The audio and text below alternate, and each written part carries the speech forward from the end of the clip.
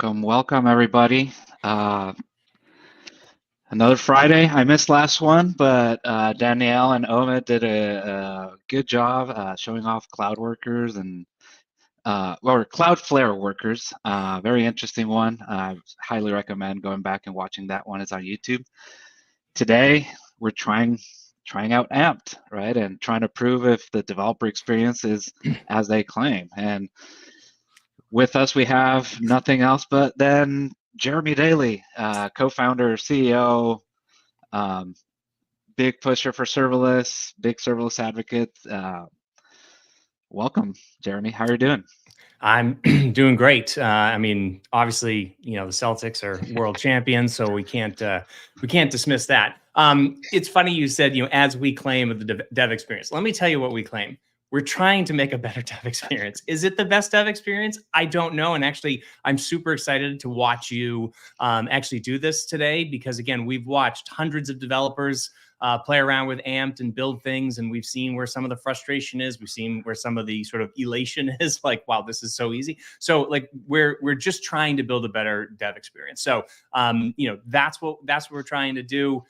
If it works for you, then we're super excited about it. And again, we've been at this for a very, very long time. Me personally building serverless applications for, I think it's been like 8 years, 9 years, no, 9 years now, right? Because it was right after Lando went GA that I started working on stuff. So we've been building it for a long time. I know people get frustrated with that developer experience. We're just trying to do our best to maybe make it a little bit easier.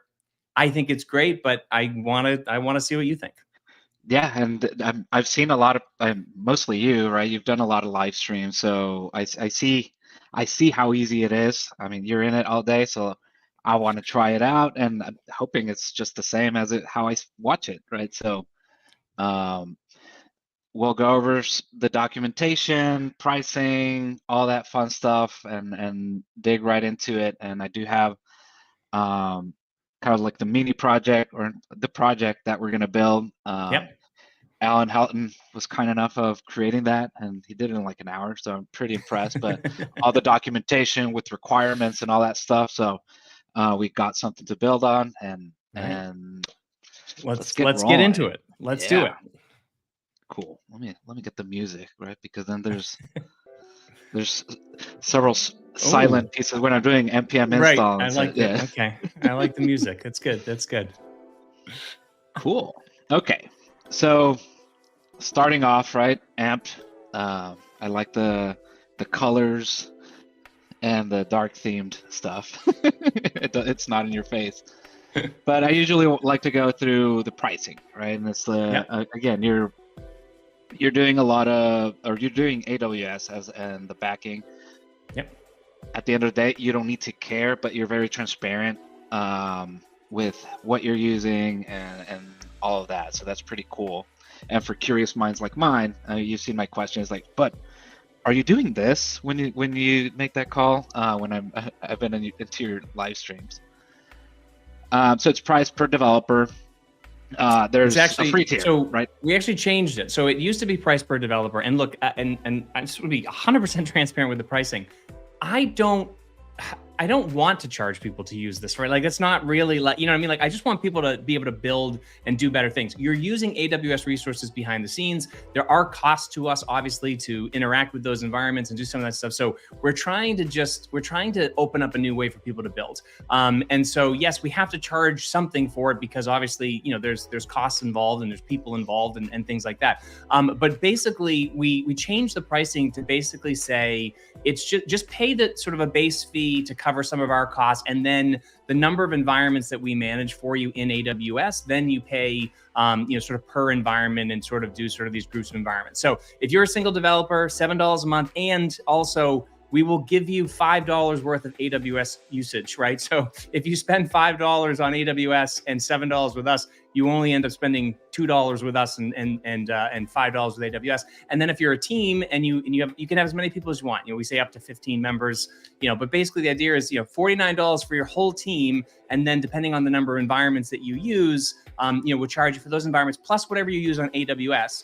And we can get into it, but like we just launched this new thing, this new billing report, cost and usage reports, where like we're trying to be as transparent as we possibly can be. You can see every environment that you've created in AWS, every cost for the different types of services you're using, all broken down, daily usage statistics, so you can see how much you're using per day. Like, we're just trying to be really, really open about it. And then at the end of the month, whatever you run up in AWS bills, we go ahead and send you a bill for whatever your usage was, with a 20% markup, I think is what we're doing now, just to cover fees and some other stuff that we have to do.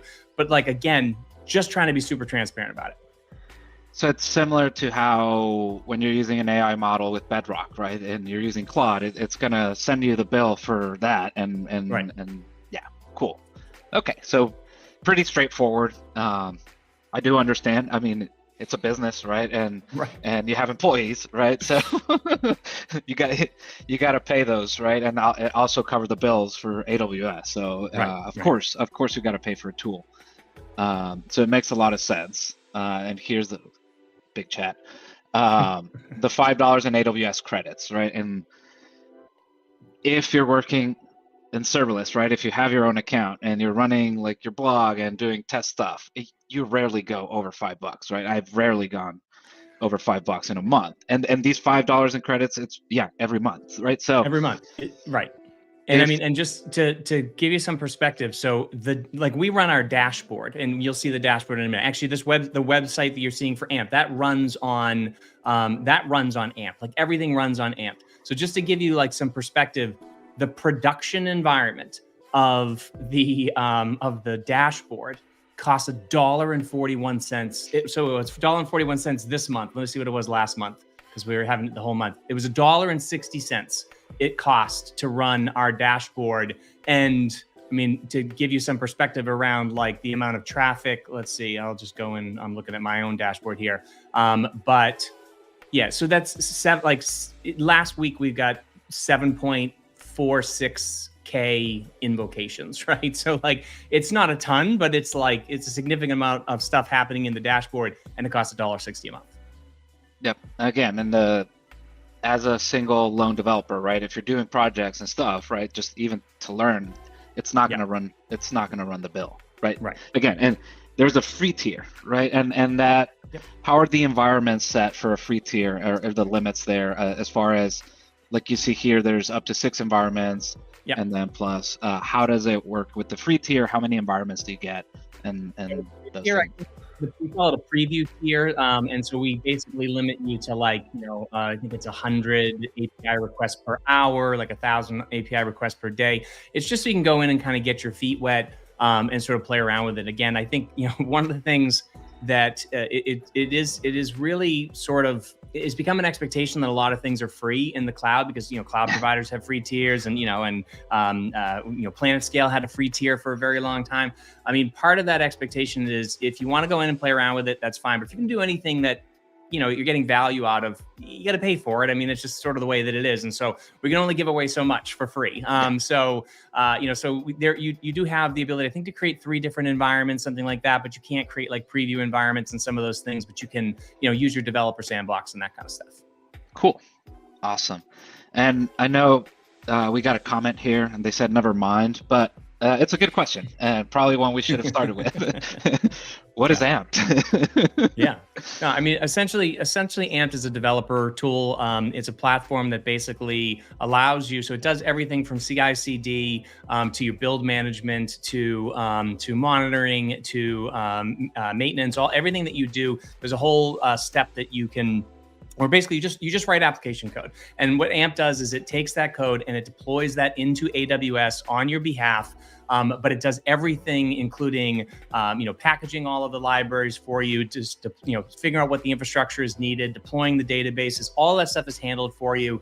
And basically all you have to do is write code. And then with the CI/CD that we have built in, you say, okay, now I want to deploy this to a dev stage. I want to deploy this to my production stage. You can hook it up to your GitHub and have it all automated for you.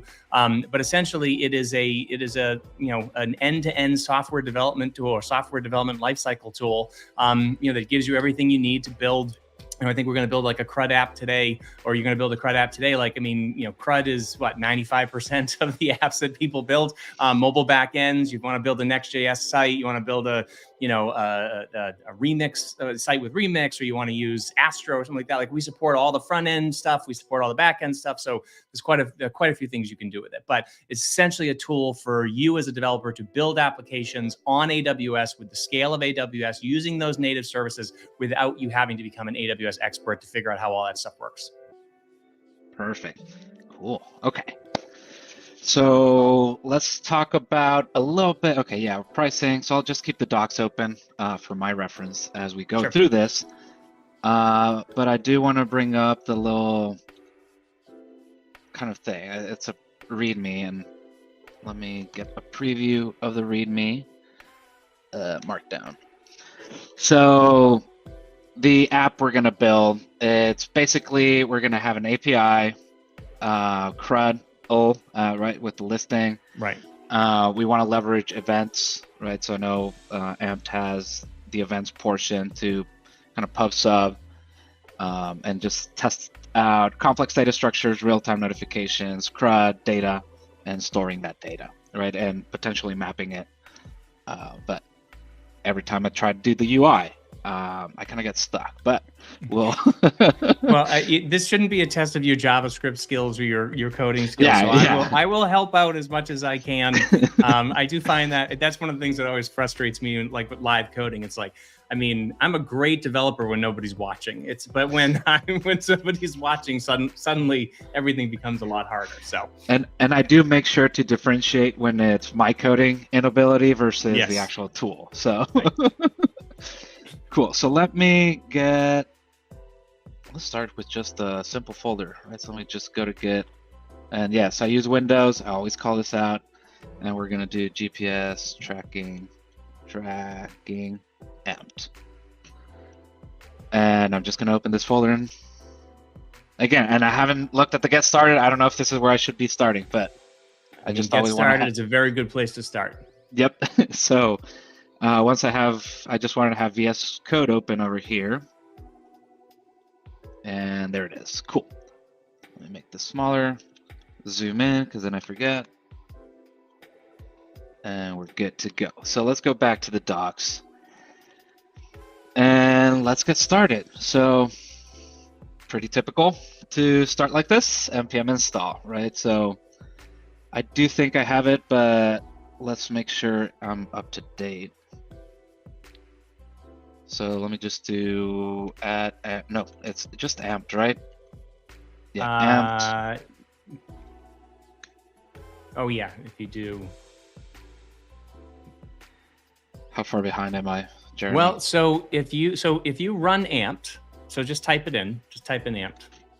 It should check for a CLI update automatically for you. Oh. And then update it so that you're always on the latest version of the CLI. Yeah. I would love for Sam to do that for me when I'm actually, always behind. It was early feedback that we got, and actually it was funny because when we were building this and we were like, okay, now, somebody had something and it was like we couldn't publish changes to the CLI, like the APIs behind the scene, because the CLI would get out of date. So that's why we changed it. Okay. So you can skip I would skip for now. So actually this is newer than the documentation, but we just added a little tutorial thing. So it's up to you if you want to do that or not, but that'll actually create a separate project. So whatever, it depends what you want to do. I mean, I'm going to be a fly on the wall. This seems super convenient. If you weren't here, I would press yes. So let's do yes, right? And just follow that. See what happens. Enter the name for your app, I guess. Yeah. Okay. So it defaults to, I don't know, what did it default to? It defaulted to your username and then Amp tutorial or something like that. Okay. Yeah. Okay. So GPS tracking Ampt. All right, and just remember you're going through the tutorial process now, so this is going to walk you through a tutorial, but that's okay. You can always clear it out later. Just give it a try. See, I'm not gonna say anything. Just go. Why did it fail? Non-empty. Oh, Oh, it tried this one and it wasn't empty because I pulled Git, so it had the Git flag. Oh, okay. Like, That's why. Yep. that's my bad. I should have No. selected. I should have selected. Well, no, I should have selected the on a new directory, and it did ask. Yeah. Yeah. Okay, but we have the fallback. You must be logged in. Okay, so I am logged in, and I guess I had an old session already yeah, going hold on. So, yeah, I think you're already logged in. So I don't know where you are right now, though. So it's installing dependencies. Because it did actually pull. I guess it did pull that for you, right? Yeah, it is here. I guess it tried to push something. Maybe. Checking for package updates. Okay, so all right, enter a name for your app. Try. Yeah. Sorry, and I'll stop talking. You're good. So I think, let me see, enter, let's try it again, right? So just, let's see what happens. If not, I'll clear it and get back to it. So it's syncing. It seems to, let me go back to Ampt. And again, this is the console from Ampt.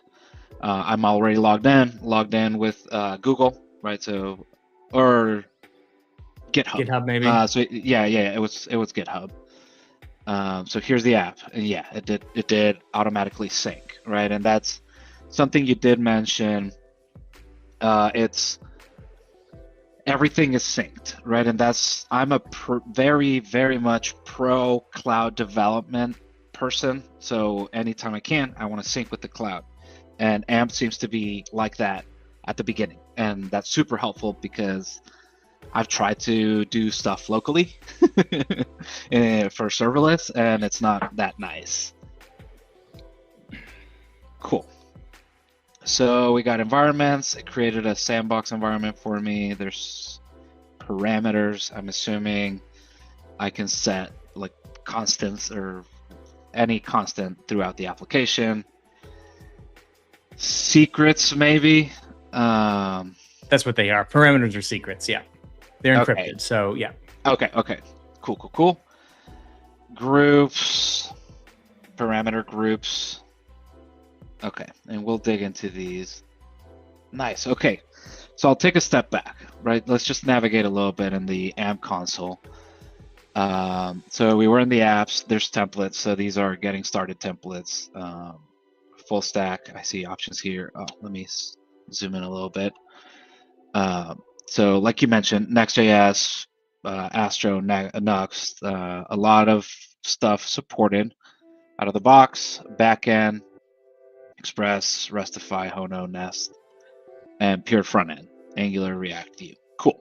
So these are starter templates, right, which you can simply run. I'm going to click on one, see what happens. What was new? Okay, it shows that bottom. Yeah, so since I'm zoomed in, it doesn't show the transition. But you basically just type in amp -- template and then the name of the template, and it gets you where you need to be. Yeah. Cool. Okay, we'll dig into these as we're developing. Settings. So I got my name, title, or basically my profile. Billing. I'm on the free tier. You're actually on a legacy tier. Just that's why if you scroll up to the top, it'll tell you there, thanks for being a beta tester. So we kept a lot of the people that joined very, very early. We kept them all on just as legacy beta tester users. So there's quite a bit of stuff that you can do. Cool. And then quotas. So it resets every 2 days. And this is AI. That's your AI quotas, yeah. Ooh, yeah. Okay, cool. And okay, buy additional quota. I was just gonna ask, can you buy like blocks for this separately than what you have based on your just base usage plan? Yeah, and the AI quota stuff is just like, look, it's not us. It's just super expensive. So yeah, if you're doing a lot with AI, like we can only give, we give you a little bit. So I think we like with this plan, the basic plan is like, get 40 cents or so every month of usage. So it's not a lot, but then you can buy more. And then if you're on a higher plan, you get, more stuff. It's expensive processing, right? So it's And understandable. Andrew Robinson says, does Amp handle the local environment config, or is that handled through whatever UI framework you use? So local environment config in terms of if you're talking about like if you're using Next.js or some of that stuff. So maybe I'm answering. Hopefully, this answers your question. So the CLI, when you like start up a Next.js app, like an existing Next.js app, it'll go ahead and create like an entry point for you and do a couple of quick configurations. But nothing runs locally, right? So it takes whatever it does, and then it will take that and ship that to the cloud. So pointing to the back end, yes. Yeah, so the way that it works is you will get real time here. So you will get a URL. Actually, you can probably show that, Andres, if you click on apps. And then go to that, and you'll see that there's a URL. So that is that URL to that sandbox. So your back end, you make changes to that back end, and you can go ahead and just put that URL in, and there's a environment variable locally that will give you that URL that you can use as part of that configuration to connect. And actually, there's even something cooler. I don't know if we'll get into this, but if you run it through our dev mode, then basically you can run your local build server, your local development server, like your Next.js server or your Remix server, whatever. You run that in what we call the Ampt context, and then what that does is that then gives you access to any scripts that you run that are backend scripts that run in those full stack apps. Those will actually connect to the backend resources for you. I don't know if I explained that very well, but we'll keep going, and maybe it'll make more sense as we go through. Cool. Yeah. So then basically, you don't need a local config, right? You have the config to connect, right? With you're doing a sort of like an SSO kind of thing, right? So yeah, you log into Ampt and everything's synced. Sort of like I do a lot of SamSync, right? And it's syncing. I've seen you use this, and this is way faster than that. So we'll see that once I actually build something. So we were in limits. Here it is, app limit, environment limit. So yeah, here 10 environments, 100 apps. Members, a single member. I'm the owner. Here I am. API keys. Is this for your CLI to authenticate to the Ampt APIs and API? So if I want to do things directly with your APIs. So you can use you can generate an API key so that you can use your own CI/CD system to interact with the CLI. So if you wanted to build,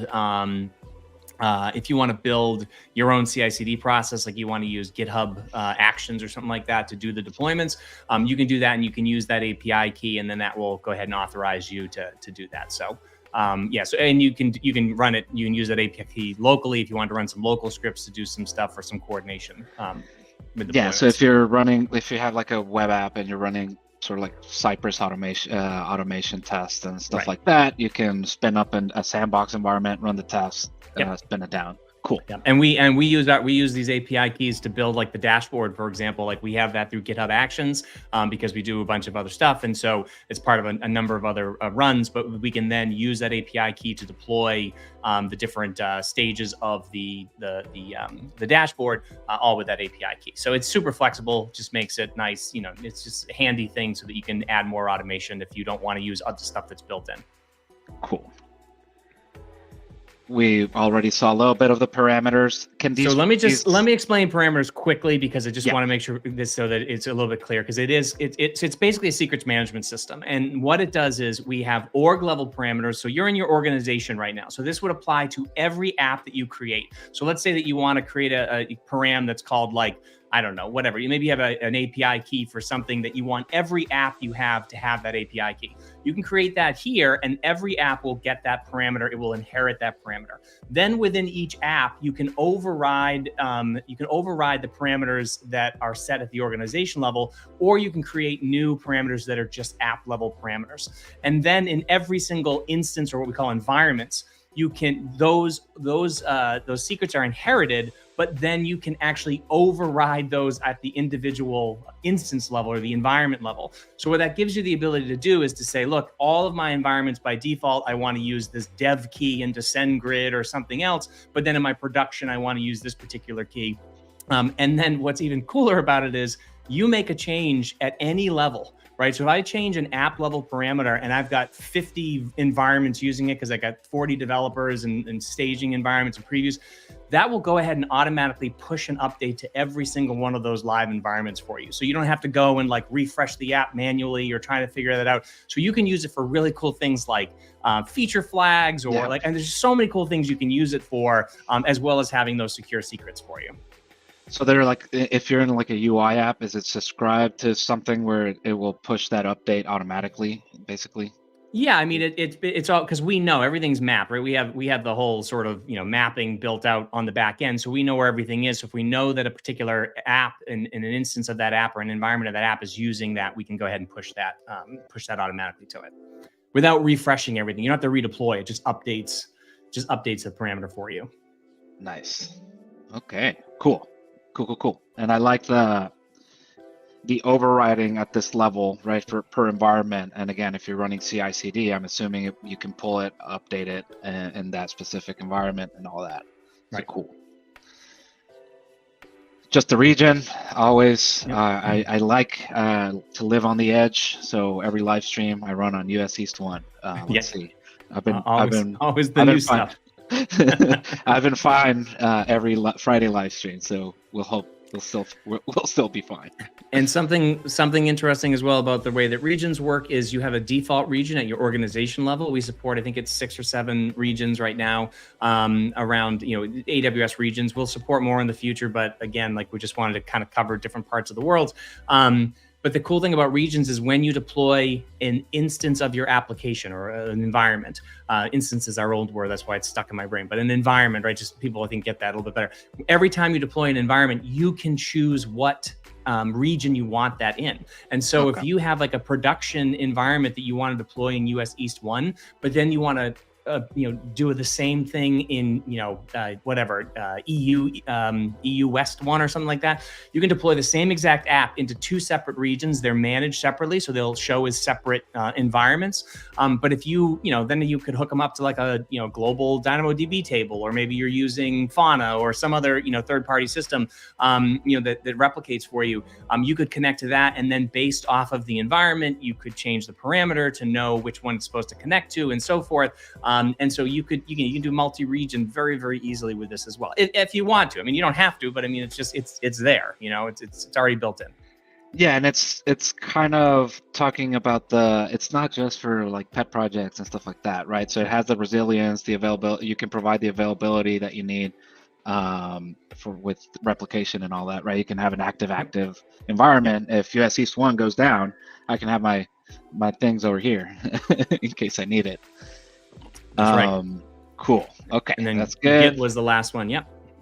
And this one, install the Ampt GitHub app. So I'm assuming you have a GitHub app there to provide features within GitHub to do some cool stuff. So you make a change, you push something to main, it'll automatically deploy that for you to whatever stage you want. You can set up preview deployments. So if you you pull it, you do a PR, it'll automatically generate and deploy a version of it into a PR branch. So yeah, that's all that CI/CD is built in for you. Beauty. Okay, and last one is billing. You say this one is relatively new, right? Yeah. And it gives you a deep breakdown. Again, I had some apps running from a while ago, but you can see, I mean, this falls well within the free tier. And I like this because I logged in yesterday. I was like, oh, what is this? I never put in a credit card, but there's charges. So it falls within the free tier. Yeah. But you can see what's Lambda functions, what's DynamoDB, what's S3. So all that breakdown. And you mentioned the daily usage. And people love to see these types of graphs, right? So you can see I deleted these at some point today or yesterday. I think you deleted them yesterday. Yep. Yeah. So they go away. Cool. Okay. And by the way, 12 months of history too. So you can go back and see 12 months of usage. You must have launched these apps originally in February, so you probably didn't create anything until February. But then so then you can go in and you can see all the charges, and again, you see what we're using for services, right? So key management service in order to to do certain. I think we use that to actually do secrets encryption, management right? for some of the encryption thing, not for the secrets, but another thing we use. But then you got CloudWatch events, you got S3 that's storing data. All your apps, versions of your apps are stored in S3 as packaged archives. We use SQS. CloudFront is automatically there for you. Yeah. So, and again, most of the stuff you only get charged if there's some sort of usage. So like Lambda and SQS, like we do some monitoring for a couple of things. So there are a few sort of charges. I think it costs about 21 cents a month to run an environment with no usage. But then, again, we're working on ways to even reduce that by like not having some of that monitoring if it's not active and some of these other things. But And I think I saw a post probably last year or something, right? But the kind of self-directing or architecture, right? Where if it's not efficient to run in Lambda, right, you switch it to some other type of infrastructure. Is that actually Mm-hmm. live? Is that something y'all are doing? Yeah, so we do that manually now. But if you there's three different types of compute platforms that we use. So we use Lambda by default, right? And we deploy. It's basically just deployed as a Lambda lith, right? And it's still super fast. And there's all kinds of debate on should we split things up into separate Lambda functions, stuff like that. It's crazy efficient to run a Lambda lifts, and it's so powerful now. Like that's what we do by default. If you want to run a long running task that's going to run for more than a few minutes, actually, if you set your timeout for more than a minute, we'll actually just deploy it to Fargate as a Fargate task for you. And so that'll run as long as you need it to run for. And then if you're doing an API and those API requests are getting kind of high, then we can actually switch you over to App Runner with just a click of a button behind the scenes in the console for us. We eventually want to make that automatic, but again, it's one of those things where it's sort of you have to start generating quite a bit of traffic in order to justify, because it's like $60 a month to run an App Runner container, to have sort of the base level of that running. So you need to have some significant traffic before you kind of get to that point. But a lot of that stuff, the Fargate and the Lambda for tasks, that's automatic depending on how long you set the timeout for. But there's a lot of dynamic stuff that we want to add, and we want, because we have the capability to do it, but it's again, we're still experimenting. We're trying to figure out what's the best way to do it, Cool. Yeah, and AJ Stunyenberg, he had a live stream this last weekend, where he was basically deploying the same handler and Lambda and Fargate and App Runner, and just kind of keeping the same structure within all of this. Yeah. I still haven't watched it, but it should be interesting, right? And kind of what you want to do, right? If you were to be able to manually calculate and shift the load to something that will be cheaper for everybody, because what's cheaper for us is cheaper for you, and it's just it's a better world. Andrew Robinson asked another question. Can you configure a domain for your app through Ampt? Yes, you can. Custom domains, you can have as many custom domains as you want to. That automatically creates the SSL certificates and all that stuff for you.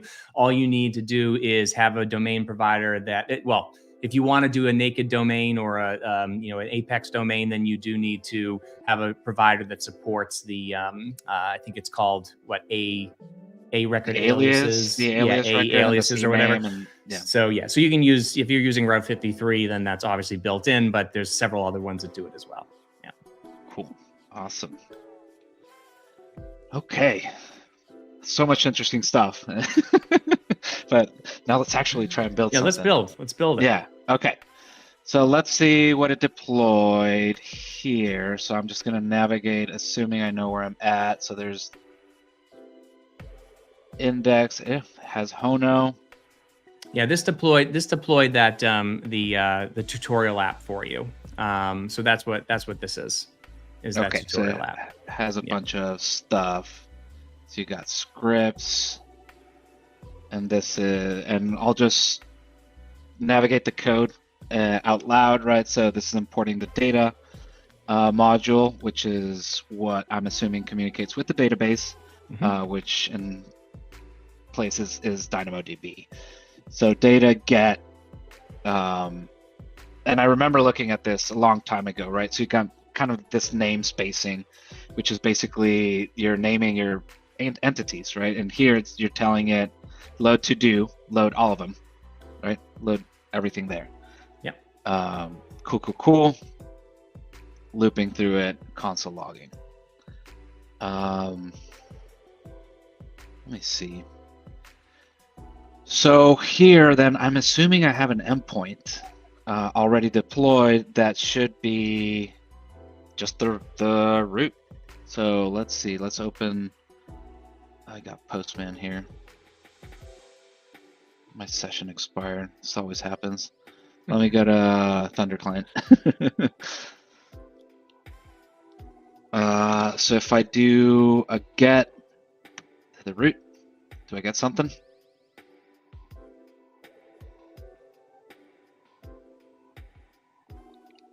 And more dev amp tutorial.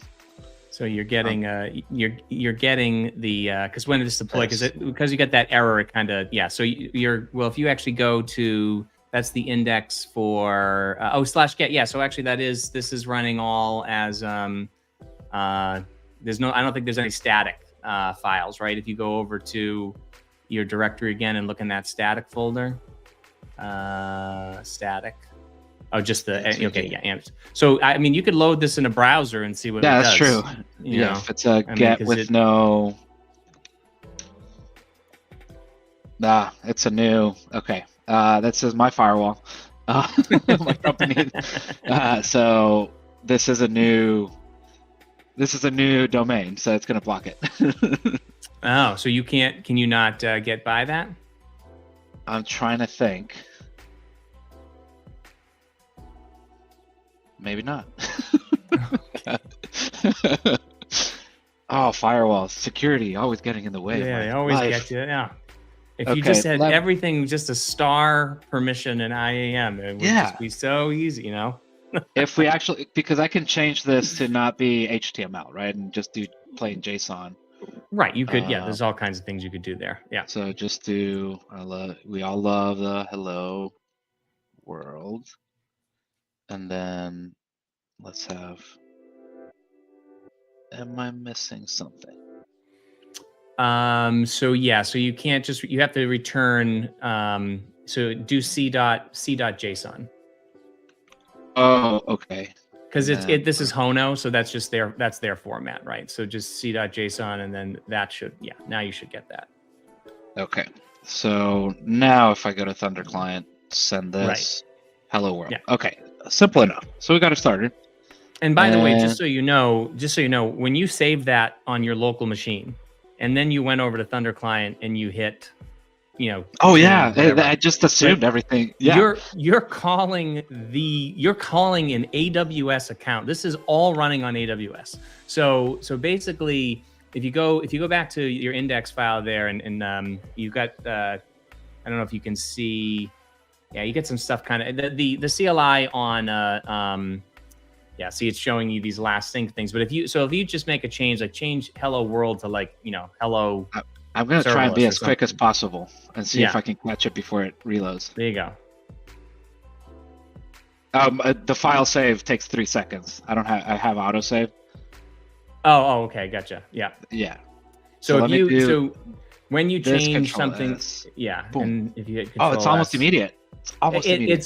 It should take less than 300 milliseconds for that to happen. So people are like, oh, well, when you have to wait like 7 seconds for it to deploy a Lambda function, like it's a pain and whatever, no, this just runs. And then there's another thing. And look, I will tell you this, I really, really like the live Lambda testing stuff that SST does. And there was a thing that Thunder used to have that allowed you to do that. And I think they're doing something now with Amplify that's allowing you to do sort of a live, maybe it feeds. Oh no, who just did that is Serverless Inc. just added the ability to do step through debugger. So I love that. I think that's super cool, especially if you need to debug code, but you're still running that application code locally on your machine with whatever quirks your machine might have, whatever version of Node you're running, all this kind of stuff.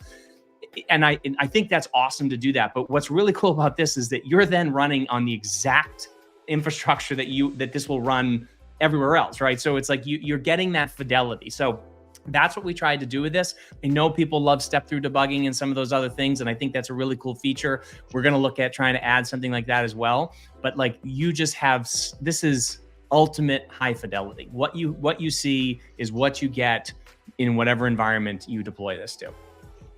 That is pretty cool because like I said, it was almost immediate. So I'm doing. By the way, yeah, do that. There it is. And right. That's your environment name.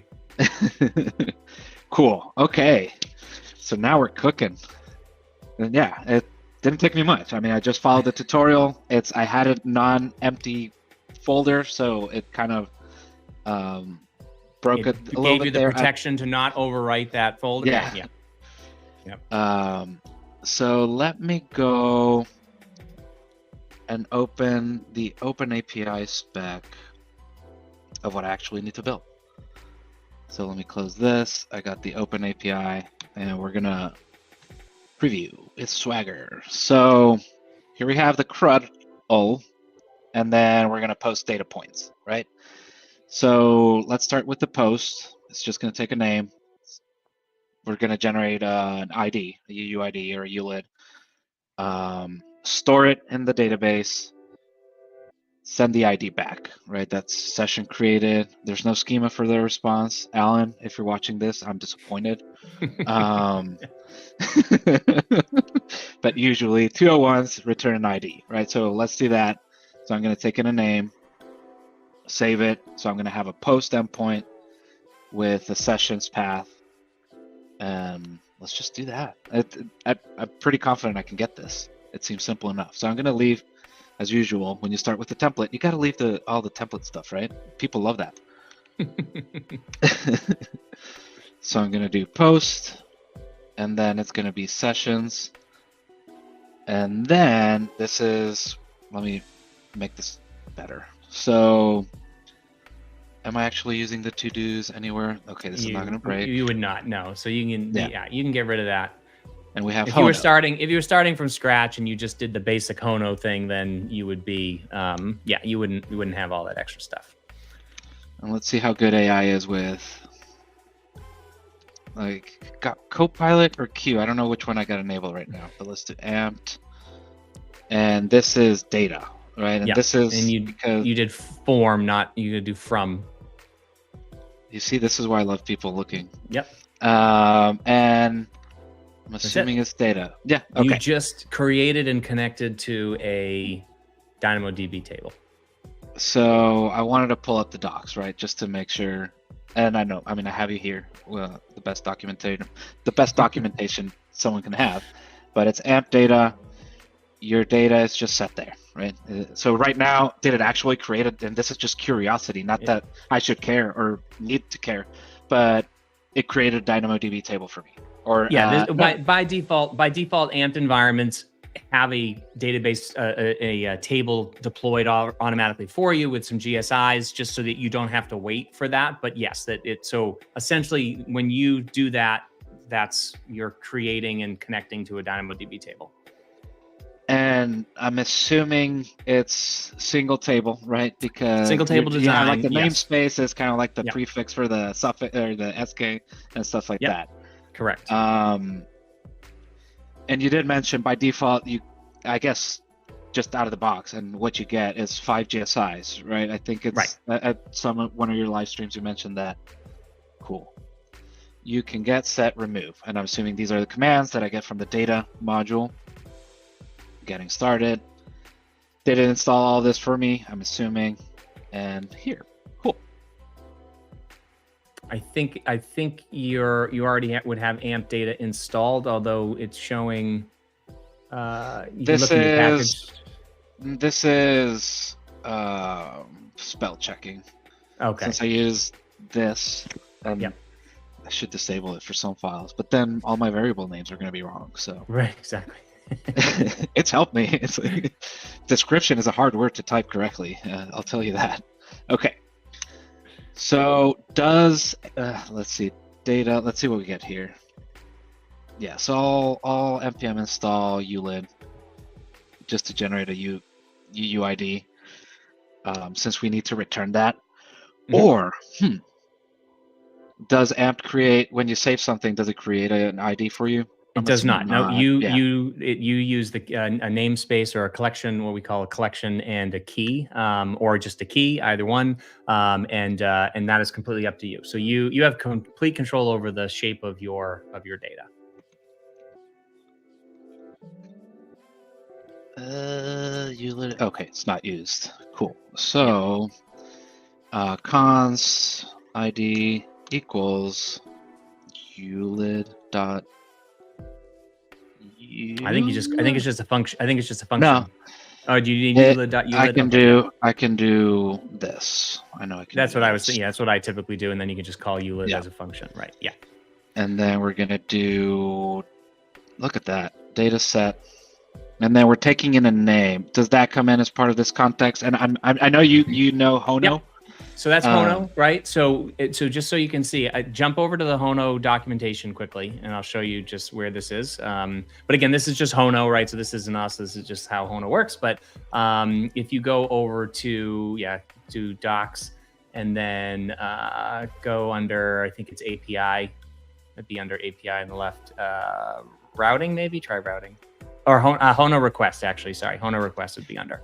So over on the right, you see that you've got param, query, all those different things. So what does the spec say? How is it taking a name? Is it taking a name as the body? The body. Yeah. Okay, so then that's what you do. So you just do body equals await c.rect parse body. Interesting. Okay, so let's do that. Yep. Await. I need to make this async. There you go. Cool. I'm going to assume, let's try this just to throw an error. So if body dot, I knew I was, is it listening to me? Must just be guessing. If this does not exist, and I'm going to jump back to the documentation just so people know how I work. So throw new exception. So I'm going to do 404. Usually, and is this how you would validate like API specs? I'd use Zod. I would use Zod and create a schema for whatever it was that I was hoping to validate, and then I would just use safe parse. HTTP exception. Yeah, I need this whole line. Yeah, the package. Yeah, it's what I do with API Gateway. It's I feed it the Open API spec, and it generates all the models for me. Yeah. There's some cool features around that. Let me just add this to the freaking. At the end of the day, everything's going to be in my dictionary. Right. Exactly. Okay, so throw new exception. This is a 4.0. Man, I'm blanking out. A bad request is 400. Yeah. Name is required. So at this point, even without, this shouldn't save the database, but if I go back to Thunder Client, I change this to a post, sessions, and I'll send hello. Oh, that's the response. So I'll send hello world. This should, man, so many consoles. Go down. No, you don't. You can zoom out a little bit. I think people can There's my see. bad request. Name is required. I don't know how to spell. I didn't catch that. Hang on. There we go. Cool. Okay. Let's add an exclamation mark here. There you go. People should know, right? And then, okay, now let's actually save the data. So it takes in, does it usually take an ID as part of the parameters? So, okay. So if jump over to the Ampt documentation quickly, just so we, rather than me trying to explain it, we can show more visually. So if you go over on the right and you just do setting items, there's setting multiple items, but go down a little bit to setting. Keep going down. Sorry, just scroll down on the right there. Yeah, keep going. No, where's setting items? Did I miss it? I did setting multiple items. Existence? No. Where is it? Getting items. Oh, storing single value. Right? Yeah. Sorry. Storing single values. There we go. Okay. And then actually, we're gonna do storing. We're gonna do storing objects. So either one. But basically, the idea is that you set some sort of an ID, right? So that is the key for what you're storing. And so you can set a single value. So you could just set the ID itself of that particular session if you wanted to, or if you wanted to be able to list all the IDs. It all depends on your access patterns. Again, we can't make distributed systems easier in terms of the concepts, right? Like you still have to know some of these concepts. So single table design, it depends on what you're doing for your access design. But I think for the purpose of what you're doing, I think it's perfectly fine just to set just to set the ID itself. So if you jump back to the code, my only suggestion here would be is that rather than just setting ID where the first parameter there, or first argument, rather than just setting ID, maybe do something like call it like session pound ID. Yeah, there you go. So wrap typical, that in backticks. Yep. And then $. Yeah, there you go. Yeah, so that will go ahead and set, that'll create something in the database called session pound and then your ID. And then that way you can access that later. So DynamoDB knowledge is recommended. Again, if Right. you want more advanced, if you're just the ID, you don't care about the entity yeah. Okay. Right. And now this has nothing to do with Ampt, but just because I'm going to be a little critical of the way that DynamoDB, of how I would design this data, you're using a ULID, right? So if you actually did session : right, instead of session pound, so leave that in. So do session : what you're doing now is you're creating a partition called session, and then your ID is that OLID, that ULID, right? So now you can actually sort your sessions by when they were created if you store them this way. So like, again, this is not really an Ampt thing. It's just sort of like a data design thing. But that's what I would probably do. And then there's some other things. So there's a couple other things we can do as well. But basically you just need to create a key. So how you retrieve that key, you just need to know, again, sort of what, how you structure how do you store it? Right. Right, or exactly. Your access pattern. So that's still a valid design item in your list. Is gotta know how you're going to access the data based on the storage that's being used, and it's not going to be, you're not going to be doing random joins and wheres and all that. Right. So keeping it to the NoSQL you're world. using Dynamo you have to know what type of database you're actually using. Yeah. So, oh, I need a name. Yep, you need to name it, right? So name is body.name. Yep.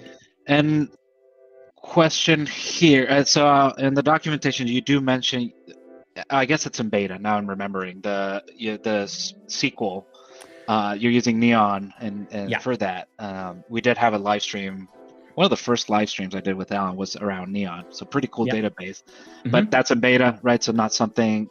Would you define it differently here for that? Yeah, so data. So actually, you would use SQL. You'd pull in a different module called Ampt/SQL, and that's a whole different thing. I mean, the thing that's nice about that is we create the databases for you. We make the connections automatically for you. If you're doing like a production thing, the reason why it's still in beta is because it's just, I mean, it works really, really well. It's just like, we tried to do it because we wanted to make it really easy for people to do relational data. And it is really useful, to do that, but there's just more that we would love to do around it in terms of different types of configurations, different ways to do migrations. Like the data is a hard problem to solve. You know what I mean? And so there are a lot of really good services out there that you can use to manage your data. Obviously the DynamoDB thing built in is just so nice to use. So we got pretty far with the SQL stuff. You certainly can use it, but also if you want to use Postgres and you want to use, you want to use Neon, you could just set up your own Neon account and then just point your stuff with parameters to it too. So yeah, it's just code at the end of the day that you have here. Right. So you can import, and it's JavaScript, so you can whatever import you any want. library. It's an execution environment, and we give you a couple of really great modules and interfaces to do some other things. Yeah. Cool. Okay, so now, will this work, Jeremy? Am I that good of a coder, or is it the tool? Just remember that you do need to await any sort of asynchronous call. So, all right. I mean, I didn't say, I was just pointing that fact out. So, but yes. I was going to not get a response and then get the response the second call. Usually what happens. Okay. So, and there's no way to navigate the data in the console, right? It's by code. I mean, right? if you went to the console, I don't know. Let's see. If you went to the console. Let me just trigger one. Oh yeah, maybe do the request first. Sure. So this is still failing. So now I'll do name. this is the session name, so let's do and more dev, right? So Sure. send, name is required. And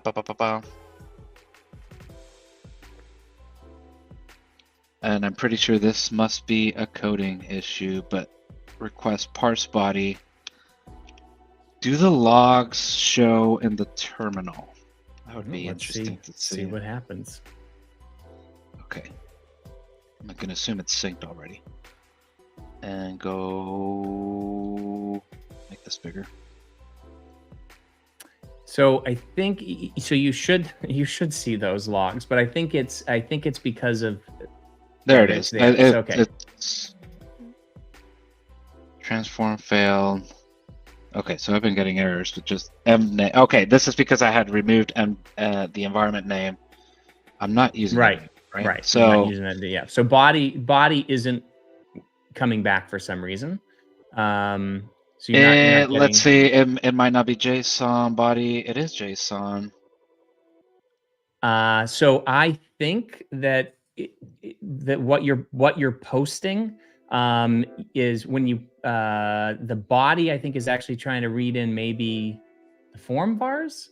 So again, this is this is not Ampt. This is obviously Hono. So go back, go over to Hono request again, just to double check. Hono request. And so parse body is, click on parse body. Just make sure that you see await c.rec body, and you copied that in. If it's doing files, multiple files. Interesting. Try over on the right. See, it says JSON. When you click on, I'm just wondering if body is parsing the request body of type application JSON. Okay, so that's what you're probably doing. Yeah. So. Oh, where am I? So parse. So this, right? It was just like this. Yeah, I think that's it. Yep. Okay. Because I think the other way it's parsing a post body. Okay. Let's send. Yay! We got a first requirement done. Cool. Okay. So that saved it. Let me go back to the console because where is it? So apps, GPS tracking. Click on my nice. Yeah, the dashboard is not mobile friendly, so just zoom out a tiny bit. Yeah. There you go. Okay, so here's the session. Cool. Okay, the ID is. What did I do? You just opened up. You're just viewing that item. Yeah. That item. Okay. Yep. Created and modified. Do I have access to this metadata from the? You do. Because one of the requirements says new session is created. It must store the creation timestamp and an active status. So we missed the active status, so we'll get that. Then return an identifier to the caller. Okay. So back to here. I mean, but at this point, this is, hey, active true, right? Yep. Save it, generate a new one, and we should see it almost immediately. No little refresh button, so get all items. It refreshed automatically. Yeah, it will push. The dashboard updates a bunch of stuff, so you can see it automatically. So, yeah. So now does it handle booleans? It does, but if it's not showing there, try clicking into the item. Just I think that it's this one. Yeah, click into either one. So it is saving it there. For some reason, I guess it's just not rendering in that. Okay. It's not rendering there for some reason. That's weird. But it should be. And it might be the close-up. I always blame. No, it's not the. No, it's not that. It might just not be picking it up there. So a couple different things that that we could do if you want to just have some tips on how we could maybe even improve this a little bit. If you go back to your code and we go back to where you're setting this. So capture the output of the set in a variable. So let's call this, whatever you want to call it, set response. and then equals that. Okay, and then after that semicolon there, after the curly brace on line 31, right where your cursor is, between the curly brace and the okay, the I paren, put a comma, and then type in true. All right, and so what this will do is this will tell it to load the metadata. So that's one way you can do it. The other way you can do it is replace true with an object. So curly brace, open curly brace, and then type in meta : true. True. True. So you can do it that way as well. And actually, if you do it this way, then you can send in all. So you can, there's either the benefit of just saying true, so you can get the metadata without having to put a whole thing in, or you can do all the different options that you have. So now for the set response, now take that set response and you can either log it or you could output that as part of the JSON. Since there is no output response, or there's no output spec, you know, you could just it has the ID, but we can go crazy with whatever. Right. Okay. Yeah, so go ahead and do that. Now create a new request. Yep. All right. So now you get your set response and you get the key, you get the value that stores all that data, and you get your created and your modified date. Nice. Okay. That's pretty cool. Now, if you had done that without the meta set to true, then that set response would just be set to what's in the value field. So the key and value, these two? That only comes back in the created and that other stuff. That only comes back when you retrieve the metadata. Otherwise, you know, you can do you just get the value back. Yeah. Cool. Okay. And here it is. This one doesn't. No, it was the last one. Can I delete from here? Yeah, absolutely. You can delete multiple ones at once. We need a CRUD app, so let's do the delete now. Okay, so I'm now just going to delete this one. We don't need it. Yeah, we don't need that. Delete. Then now I need a copy. Okay, it's the path. So it's going to be, thank you. I love when it just guesses. Yeah, look at that. Okay, it didn't assume this one correctly. It didn't. And like I think that's wrong. It's I think it's C dot params. Yeah, you can check the documentation. I think it's c.rec.params actually. Params the top. Yeah, top on the right. Param, c.rec.param. Yeah, not params. There we and go. That will load we got your the ID and then data. I'm assuming it's a full delete. It's actually removed because delete's a reserved word in Dynamo. I mean, sorry, in JavaScript. I don't need meta. Well, there's no meta option because you're deleting it, so you'll only get back true if it was deleted, I believe, is the response. Yeah. Okay, and it's returning, I guess the ID doesn't matter. Okay. Let's try the delete. So I want to delete, where's my console? This one. Is it just this, or is it the full key? It's the full key. This is what I provided as the ID. Yep. Yeah. But so what you can do is, actually, I think you're doing it. No, so go back to your code. I think you did it right anyways. You've got remove session : and then the ID. Yeah, that's exactly what you want to do. So all you have to do is pass in the ID, and then you've handled the collection namespace in your code. Well, I can't take credit for this. Copilot did it for me. Well, I mean. Okay, so back here, I'll add how do I do a new request? Thunder client, come back. Now we're gonna do delete with shiny hack. And then the session ID I copied here. Oh, you don't need the session : though in your URL there. Yeah, get rid of that part. So you just want to do session / and the session ID. But hold on, let me go back, because we provided ID and then this is just the partitioning. That's the full key name with the collection and the key name. But then if you go down to where you created your delete code or your delete endpoint, see what when you do remove, you're passing in the session there. So all you need is the ID, right? Yeah, and that's what you would want, right? You want that plainer. Hidden from the users, right? You just want want them dealing with that.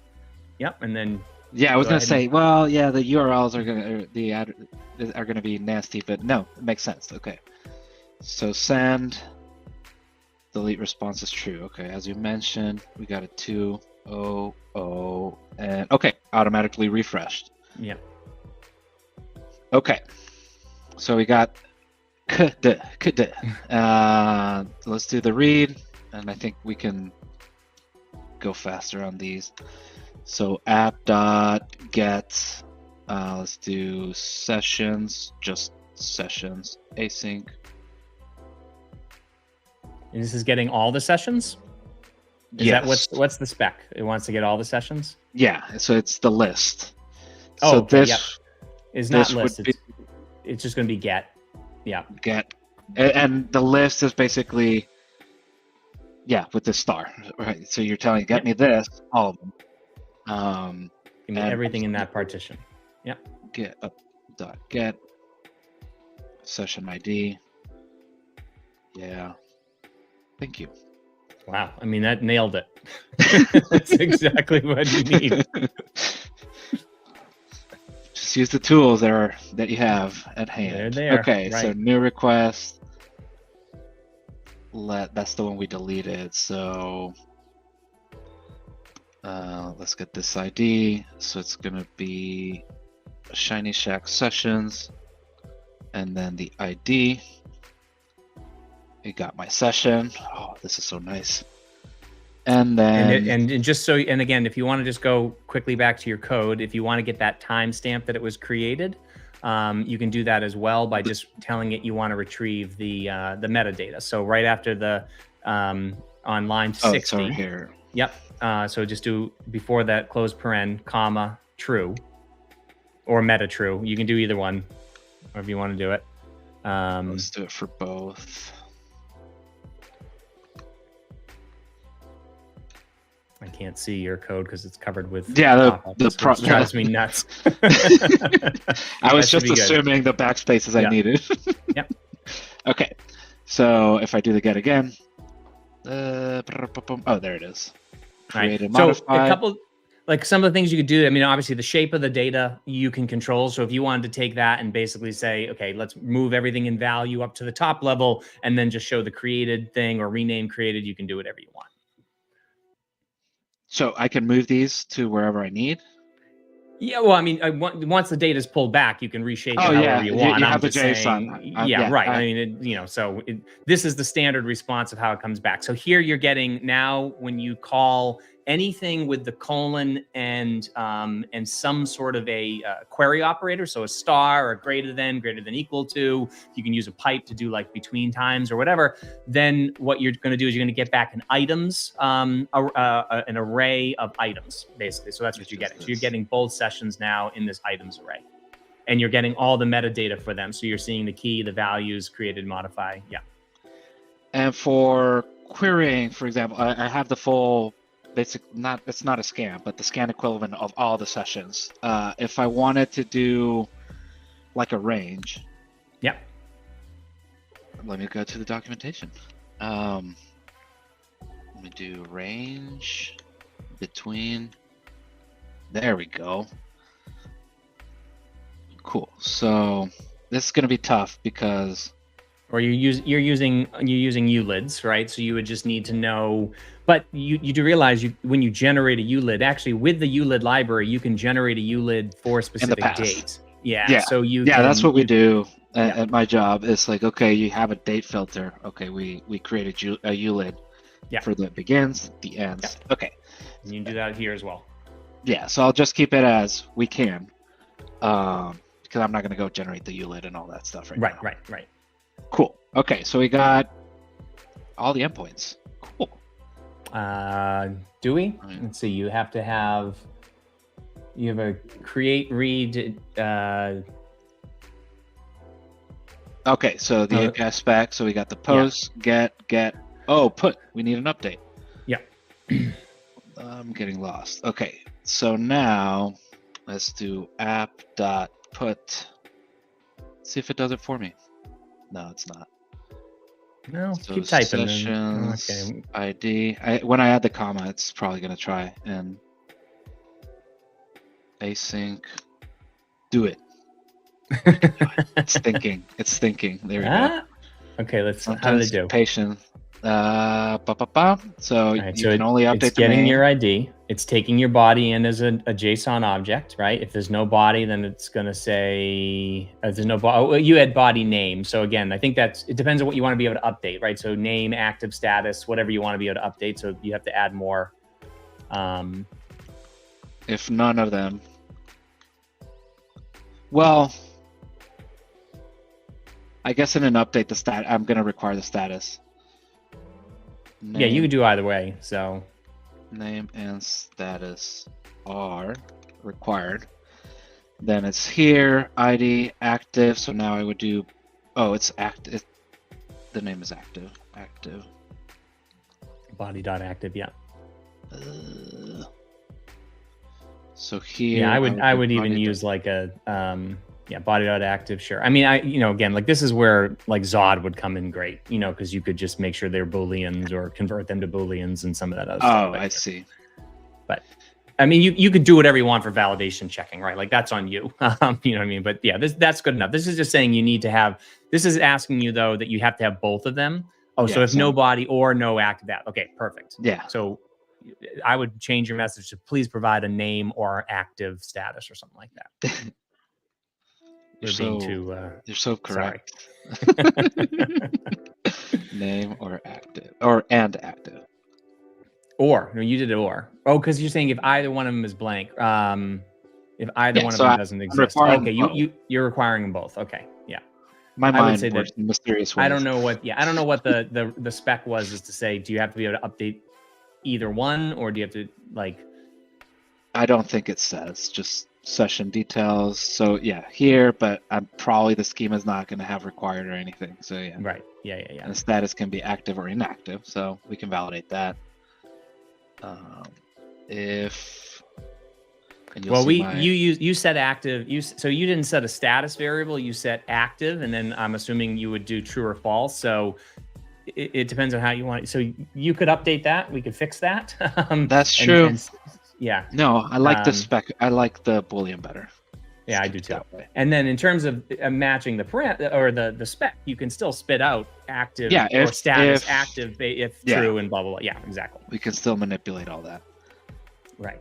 Okay, so now we're done with the base stuff, and we can test the put. So we should test the update here. This is the get. Yeah. So let me get a new request at the end with the put. Boom. Body, and we'll do name is updated session, and active equals true. Or just one thing. Just one thing that you're going to get is when you post JSON, I don't think, well, maybe JSON will be decoded correctly. If it was a body post, then everything would be converted to strings, but maybe JSON will work. See what happens. Please provide name and active. It's false. So it's going to take it as false. I've learned this the hard way. So this is if JavaScript. Body. Yeah. So I'll change this. That makes sense. Okay, there we go. If body equals undefined or null. I just do type of Boolean. Probably would have been easier, but you get a bunch of different use cases. This is not an indictment of our JavaScript coding skills. Yeah, no, this is not what we're trying to. Okay, so active false. Not what we're trying to validate. Yeah, no, we would fail every time if you're evaluating my JavaScript skills. So here's the updated session with the active false. Cool. So there are two more endpoints. So let me just copy. Can I copy the? I can't. Okay, so this is actually added the GPS data. So yep, I'll just get through those.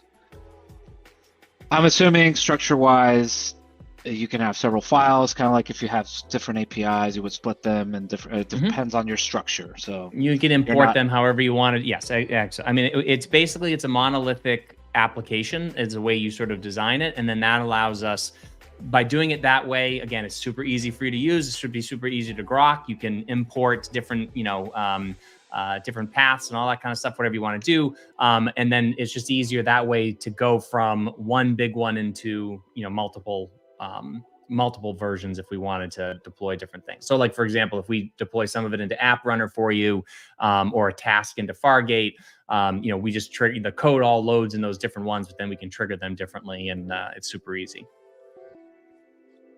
All right, so what are you doing here? You're doing the session, you're posting data. So you're now taking that data and you're saying there's lat and long. So those both have to exist. Data is required, set response. Okay, so that's not going to work. So yeah, no. What we want to update the session. Let me. Data points. We don't want, no, it has to store it outside the session, right? Yeah, it's a new attribute. Yeah, on record. Okay, so go back to your code for a second. So let's do this. Let's do session and then do pound and then the ID name. Session pound. Okay, so now what we can do is that's the way we can take every data point for that session and put that into its own collection, right? Okay. And now we need a way in which to name each, because we want each record that comes in to be a separate record, time ordered, right? So I think we probably want to create a new ULID here for each time record. Yep. Body, lat long. So we validate it. Now we do this data ID, and then so we don't want it to overwrite. So we do actually need. Well, so just no. So now if you make so type ID after that. So make that where it says data right there at the end. So it's session pound ID, and then it should be $. Make that the dynamic variable right there. Make that the ULID. This? Yes. So make that the dynamically generated ULID. So what this will do is when you post to that endpoint, it'll take the ID as the parameter and use that to create the sessions pound ID, which will give you the collection name. And then we are generating a new time, basically order variable using data ID or date sortable. And that'll become the record identifier. But now because we're using session pound and that ID, we can pull all of the data points for that one particular session and in date order. Okay, that makes sense. And I need to provide the data.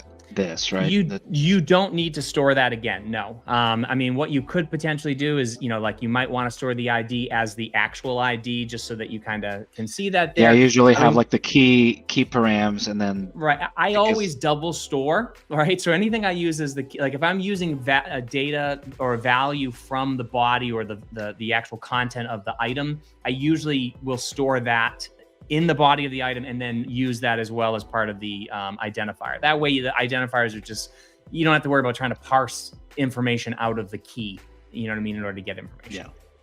And then so I wouldn't use data ID. I mean, you can use data ID there, but I don't think that does us any good because we don't really care so much, I think, about the data ID. That's true. We're not going to load the individual one. That's true. But you might want to just save the just ID itself. Just, I mean, you could save data ID as well. Yeah. Session ID. Right. There you go. Okay. All makes sense. And Swagger, we got the post and then the get session data. So it's just going to get the sorted. Oh, I keep going to the wrong window. Okay. So then app.get, do it for me. Literally did it for you. It's using, change the const name data because you're overwriting data with data, it just does. So data response or GPS coords or something like that. Hey, okay. Now you're done. You built the entire application. So new. Now let's add data points. So I do have this one as my ID. So I still have it. And is it the same one? Oh, no, that's not what I wanted. PPW. Okay. So this data, let me get my, let's do. Change that to a post. Celtics stadium lat long. Will give it to TD me? Garden. Yeah. TD Garden, I got it. So we'll put it post body, and it's lat boom lung.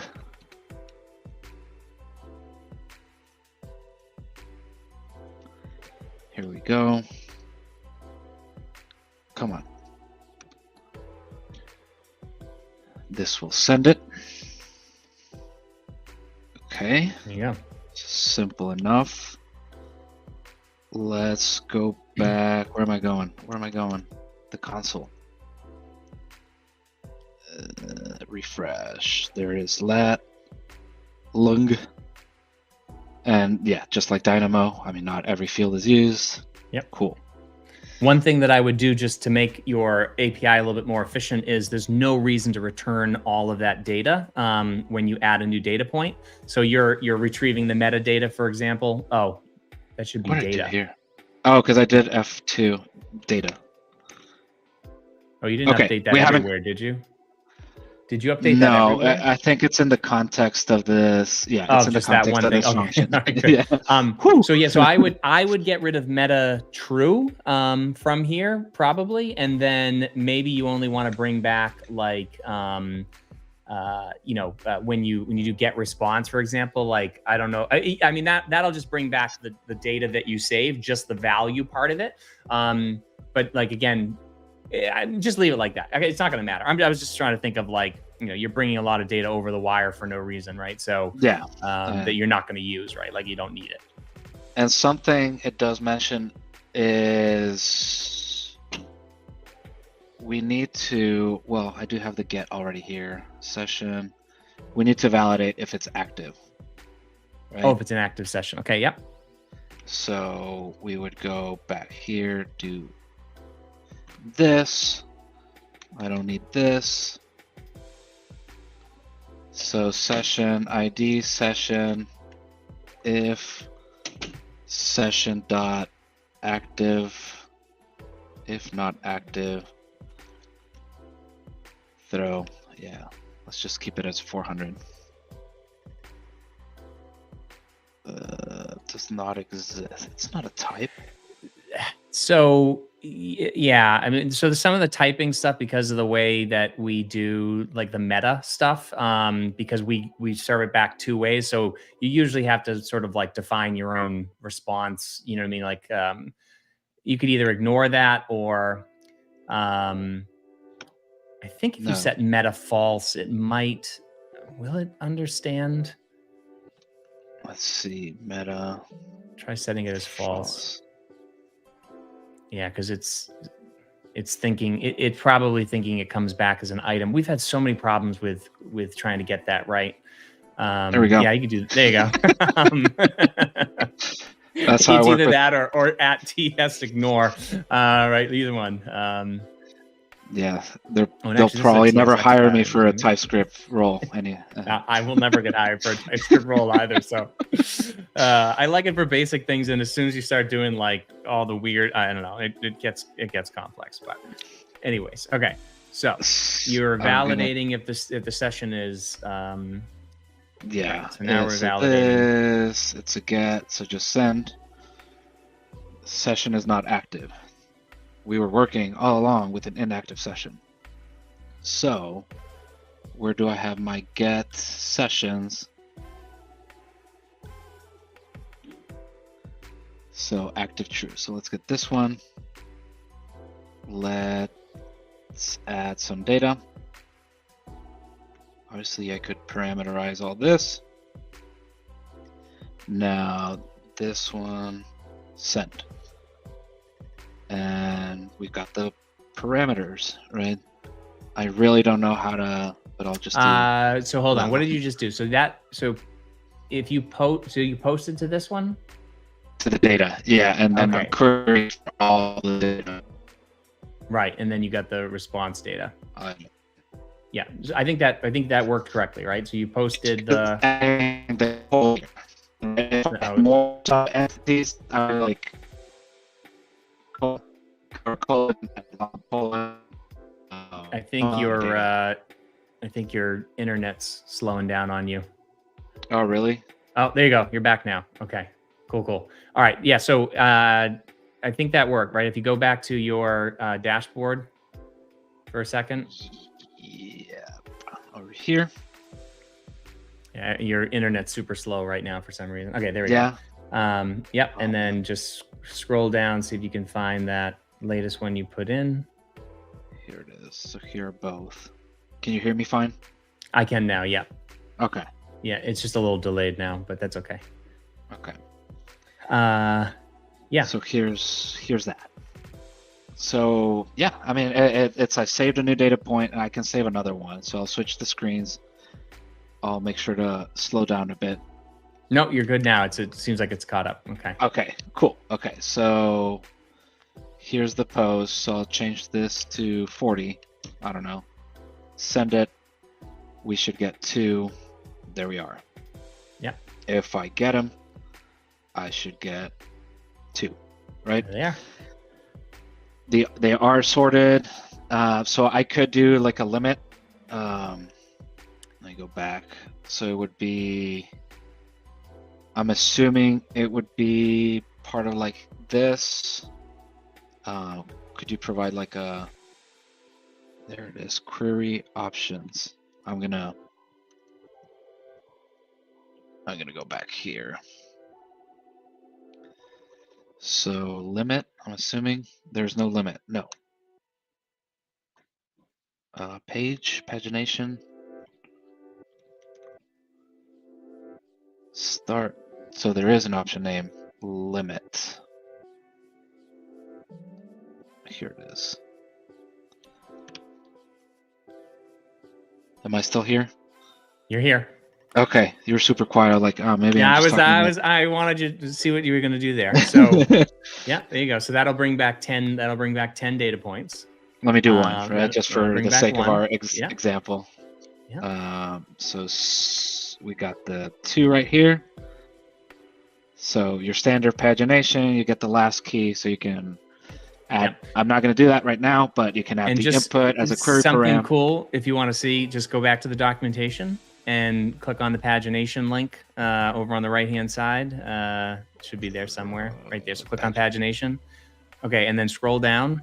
So we provide a .next function that's built in. So if you scroll down a little bit more, you should see, keep going, and then that shows you how you could use that. So basically, you grab your get request, and then while results, and then you can just do, if there's a result.next, call result.next, and that will just keep going and going and going until you get whatever you want.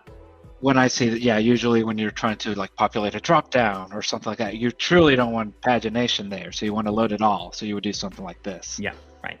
Okay, cool. And then you got filters, right? Like conditional, so like condition expressions and all that stuff. Greater than, less than. Yeah, this is what we were looking at earlier.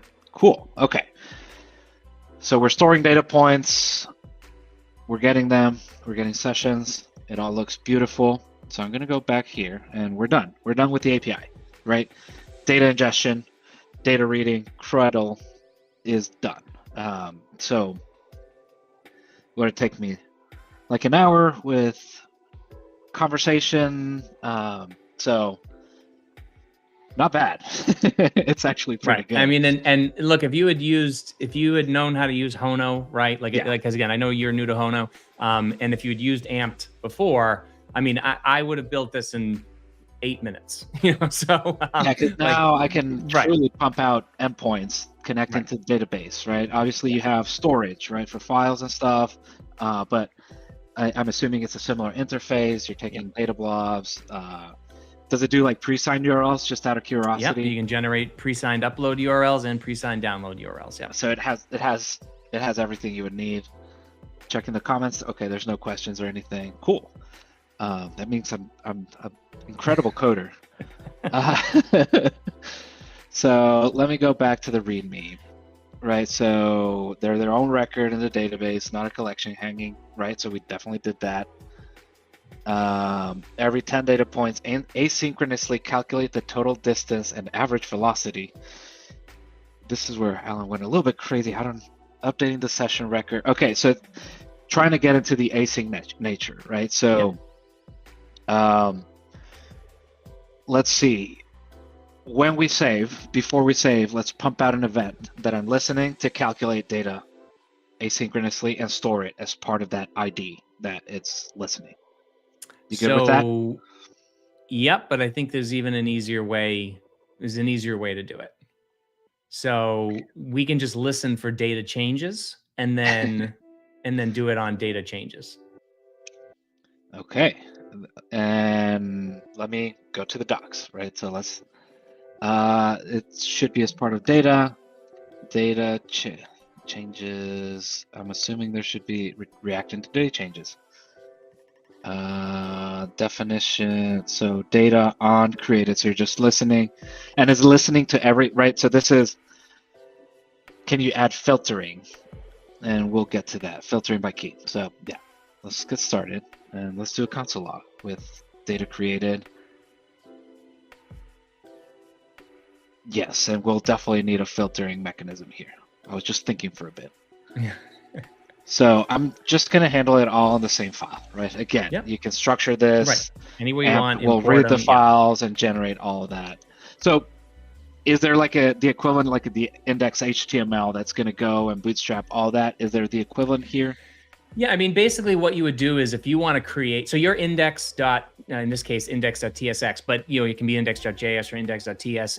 In your package.json, if you click on package.json there, you're going to have a main file, which is just your entry point, right? So anything, you just point to an entry point and then you import everything into that entry point. So if you want to split things up into different folders or whatever, Hono provides a really great way to export routes and then bring them in.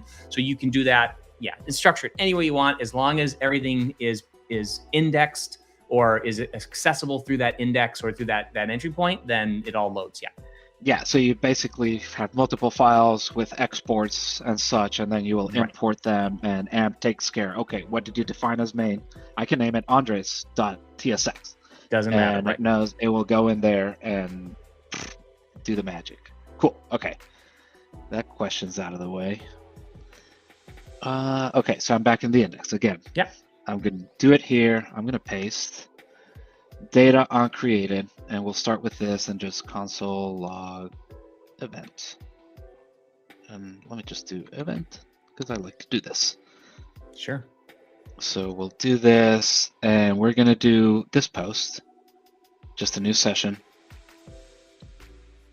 And we should get, my console's being weird there. I had to click. Because you're on a Windows machine, so that's on you. Yeah, sorry, we're all Mac people. But there you go. There's your event. You got a data change event right there. Name created. So I'm assuming there's like an updated event, deleted event. Updated. So there's created, updated, and deleted. Yeah, those are the three that you get there. And just if you jump back to the console quickly. Oh, and also you'll see, by the way, that previous. So you get item, which is what you just wrote, and then previous is undefined, because you'll never get, if you update something, you won't get this because you've set this to just listen for created. But if you did set it for updated as well, then you would actually see, the previous version of that record, which you can use to compare to decide whether or not you actually want to perform some action and so forth. But just jump back to the console quickly, because this is another thing that we did that I absolutely love this. This was game changing from a developer sort of experience standpoint. Click on logs up on the top there, scroll up and then click on logs. Next, right there. I'm opening a new tab. Okay. Okay. Right. So now you're in logs here. So this gives you your detailed logs, including things like those data created changes and stuff like that. So if you click on that, the last one, or I don't know, any one of them there. So this one, I think, was a data, so this records like data changes. It'll show you that that data created event existed, even though you weren't listening on it. But if you go back, I think it was the last one there, all the way down the bottom. If you scroll down, and that one right there. So that's the one that is giving you the one you're actually listening for. So it just tracks all this stuff. You can see what you're outputting there. And we actually did some things too where you can merge it if you want to, so you can actually have like a nice, really pretty JSON view. Like we got some other stuff that are in the works, but the point is, it's all there. Oh, actually, it is kind of working. Yeah, but we like if you have the message. If you wanted to have the message be JSON, there's a way that you can do that as well. I don't remember off the top of my head, but okay, anyways, cool. Okay, so it's you can view everything that's happening under the hood, right? And I'm assuming this is pulling CloudWatch logs. This is connecting directly to the CloudWatch API, so it is super fast. And we just basically create a key that gives you read-only access to your this particular environment at that time that you're accessing it. Yeah, cool. And it renews every 5 minutes or something like that. You just did a stream around this, right? A couple of weeks ago? It was several weeks ago now, but yes. Yeah. So, time flies. It does. And I've been traveling. I did 2 conferences in Europe in the last couple of weeks, and it's like hard to keep up with some of this stuff. But anyways, all right. So now you want to. So the spec says that we want to do what, right?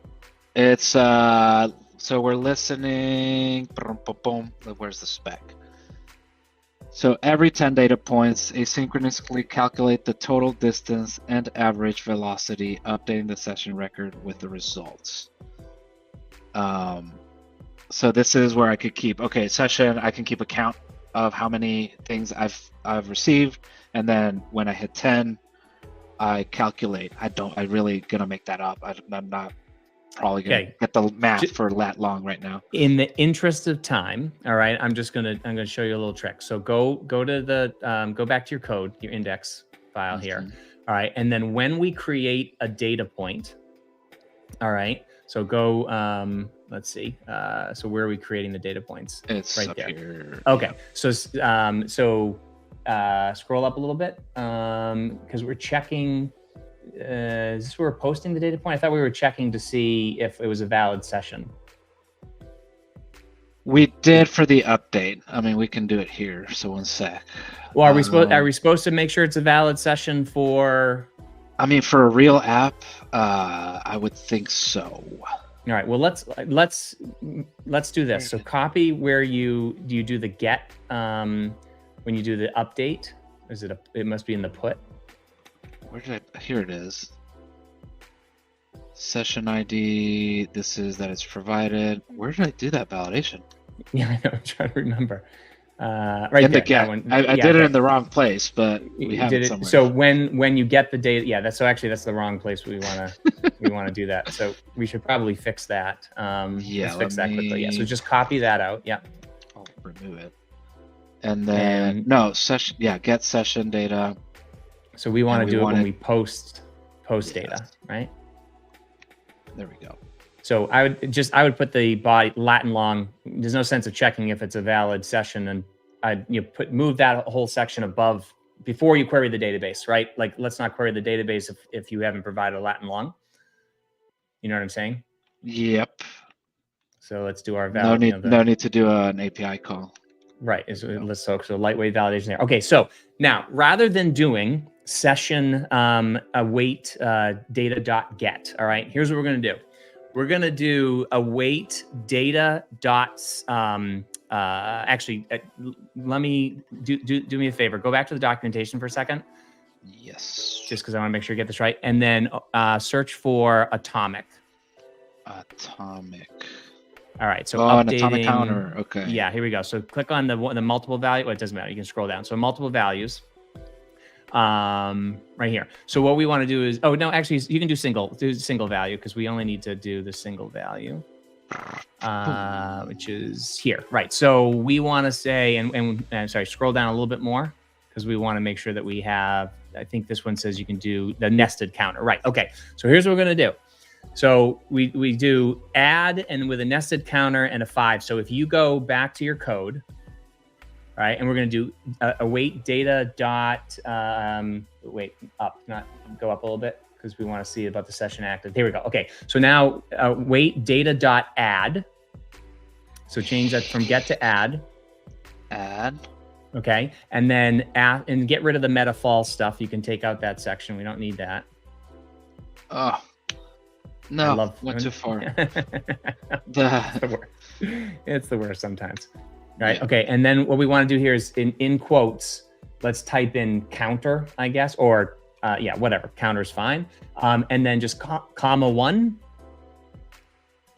All right, and then, yep, and then go ahead and let's log out what that session says after that, just so that we can see. I just want to make sure. I think it should return the entire object, but let's just double check. All right, so let's go ahead and post something to it now. And this is the data one. I have it. So this is when we're, yeah. All right, so just post something there. Okay, so then in the log, if we go to the log, we find those. Here. Yeah. So we're going to get, obviously, the data change. We're seeing that, but scroll up a little bit. Here's the HTTP. So right there. So that's what we got back. One. Okay, now post data to it again. Ooh, okay. Send. Okay. 2. Counter 2. Okay. So now we can make a single database call, right? That not only increases an atomic counter force that will tell us how many data points we have, which we can then use, by the way, to trigger that every 10, but it will also then give us back the information to validate that it's an actual session. Now, here's the thing. If you were to change, so this post here, go ahead and add something. So if you go to session up in your post URL, add like an X after the A there, after the AA for the data. So it's an invalid session. All right, now hit send. All right, and what this should do is, all right, it says session not active, so it's not found. So it's already doing all the work for us, right? So all that work is done with a single call. So we're getting the incrementer. Is the counter getting incremented even if it failed for the call? Well, no, because that session shouldn't have existed. So that's what I just wanted. I just wanted to double check. If you go if you go to the dashboard and then go into data again, I'm just curious if it created like a random record that, no, it didn't. It shouldn't have. No, it shouldn't have. So those records, yeah. So when it does the add, it can only, I believe that's how add works, is the add it has to exist. You have to have the counter, the item has to exist before we'll add it. So, but yeah, so now there you go. You get your counter. Okay, so there's the counter, and we could, can you reset the counter? Or just do a mod? Right, you could just set the value back to 0 if you wanted to. But you can here's how you can reset the counter. Go into your data for a second, or go into the dashboard and edit that one, whichever one you want. Edit that. Okay. So, all right. So this did do something we didn't want it to do. All right. So hold on a second. So if you go back to the Ampt documentation. Sorry. All right, and then type in exists. Search for exists. All right. So then click on existence checks there where it's highlighted. All right. So what this does is that using the existence check, right, it will either overwrite it will fail if the key already exists, or it will fail if the key doesn't exist, right? So what we want to do is we want to use that exists true. So copy that exists true section. Yeah, right there. Yeah. All right, and then let's go back to your code. And when we do the counter, so now do comma, and then paste in the exists true. All right, so this, I'm wondering if doesn't exist in add options. Yeah, okay. All right, so this will be a little bit, I think this will be a little bit confusing, but this should work this way. So change add to set. Okay. All right. And then where it says counter 1. So what we want to do is we're pasting an update in here. So get rid of where it says counter in 1 and then put an object there. All right, so put an object there. All right, and now type in counter, and then colon. You don't need the quotes around counter because it's an object. It's just JS. Yeah. All right, and now you're going to create another bracket. Sorry, another object here. All right, and then you're going to type in $add. Oh, so close. :1. Okay, so now what that will do is that's just a way that you can do, and if you go to the documentation, you'll see you can add multiple, you can do multiple counter increase, by using the set and using this method here. But then this will give us access to the exist true thing. So now if we save this, saved. So all right, and go. Well, before you do that, go back to the database though, and just delete that record that we had created there that we didn't want. This one. Delete. Yeah. All right, and now try submitting that again. Try doing that request again with the X. All right, let's see what it says. Item does not exist. Okay, yeah. So now you just need to catch the error. Yeah, which we're fine. We're fine. Yeah. Who handles errors correctly? But basically, that wouldn't do it. Now, just out of curiosity, go back and get rid of the X in your request and just try posting. Make sure that endpoint still works when it does exist. 200. We should get a 1 here. And the 4. It's the same one. It becomes a 4. Yeah. So now, if you did want to reset that counter, if you go back to the dashboard, right, you can just go in. So leave that. Go into the dashboard. Oh. Right, and then just edit that item. So click on the item there. Yeah. And then you can just actually change it right there back to 0 and then hit save. Okay. And that would and we could do this by code if need be. Right, you absolutely. Yeah, you don't need to do Okay. So let's just listen to the event. And I do want to filter just to session events. Yeah. So go back. So check out the docs, and do filters. Filters. No, events. Well, if you type, I'm just to find where it is. If you type in filtering by key here. So this is, you take so when you're listening, you can take the event name, key filter, or the event name, the namespace filter, the key filter, and so forth. So we want to just listen for updates because we only care about updates, right? To the main record, to the session record, because that's where we're updating the counter. The counter. So that's what we want to listen for, is when the counter gets updated, so that we can then check to see if it's if we can mod with a modulus of 10, right? Yeah. So if you go, so go here. So then just type in : and then it's session pound, right? And then put a star, just so it captures everything that starts with session pound, and then that should work. Okay. Maybe clear your. Can I do clear in the app? Okay. You can, yeah. Or you can do. I always use Command K. I don't know what it is on Windows, but yeah. Nobody knows. So now you create a new record. So so now when you hit send, all right. Here it is. So counter 1. So now I can do, and I'll just add an if. I keep navigating through the wrong windows.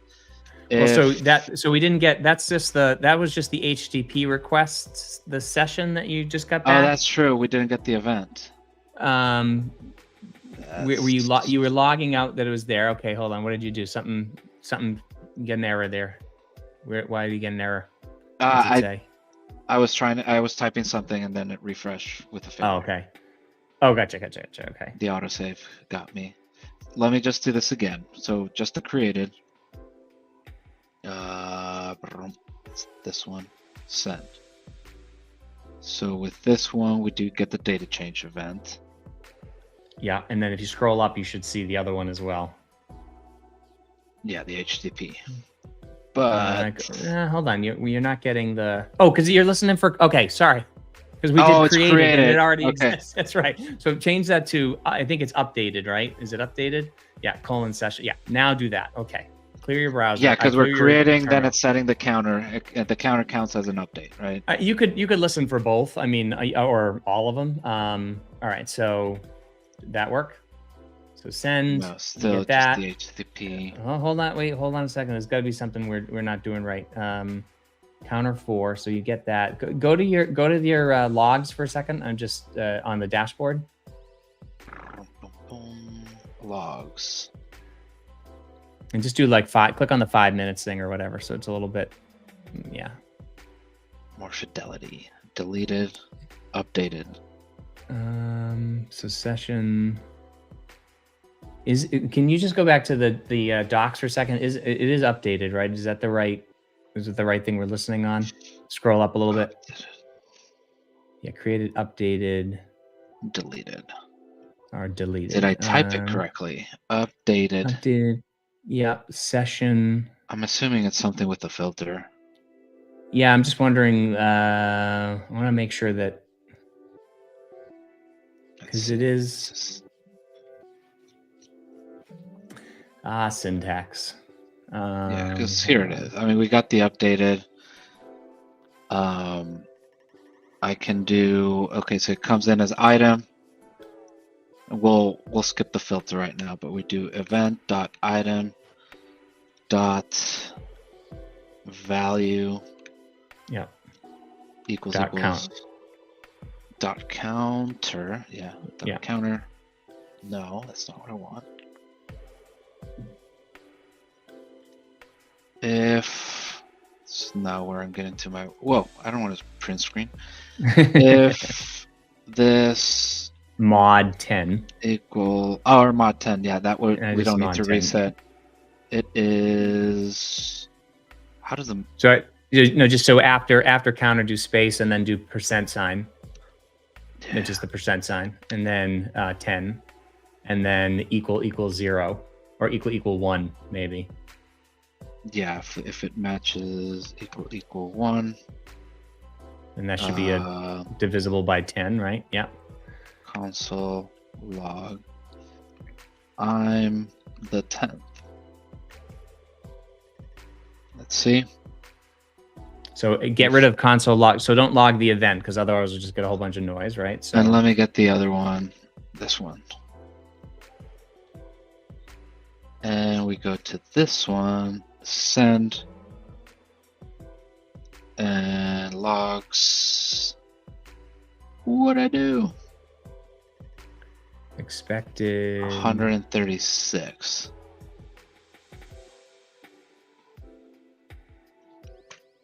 Semicolon underneath?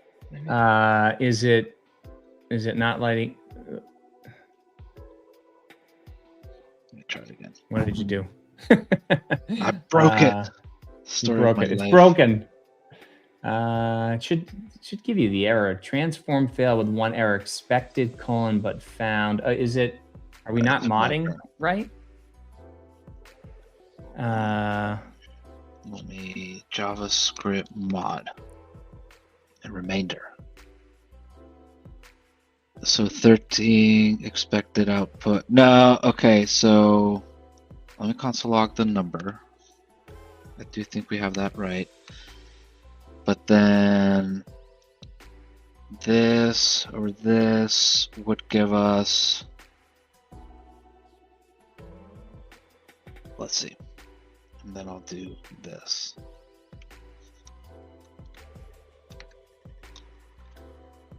Don't do mod that often. Yeah, hi, just comment out your if statement there, just so we don't get a failure. Because if the whole app is failing because of something, I don't think that's the issue, but you might have deleted something somewhere else too. It would show red here, but if we send, the mod is 8. Because the value is 8. So let's get it to Just send it again. 9, Mod is 9. and 10. It should be 0. Okay, so when it's 0 equals 0. And I'm not looking at you, but I see you trying to talk. No. I'm not talking. I'm thinking. I'm just wondering if it needs to be equal, or you need to wrap In a parentheses. Yeah, wrap that in parentheses. Probably freaking out because of that.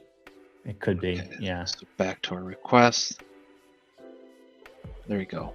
There you 1, 2, 3, 4, 5, 6, 7, 8. Request limit exceeded. No. There you go. On the 10. There it is. Okay, so we're reacting to data changes in the database. Nice. And at this point, I really do want to try. So just out of curiosity, do updated and then colon, and then just try session star. Maybe the pound sign could be throwing us off. I think that actually is the problem, the pound sign. Okay. So do that. So yeah, so clear out your browser again, your terminal again. Is it always? Yeah, there you go. And then do send.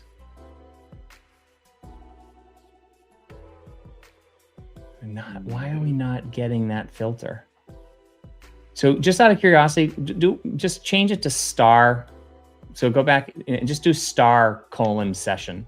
No, do so star : session instead of updated. No. So get rid of updated and change that to star. Oh, okay. So yeah, just do star dot session star. Yeah, try that. I don't know why.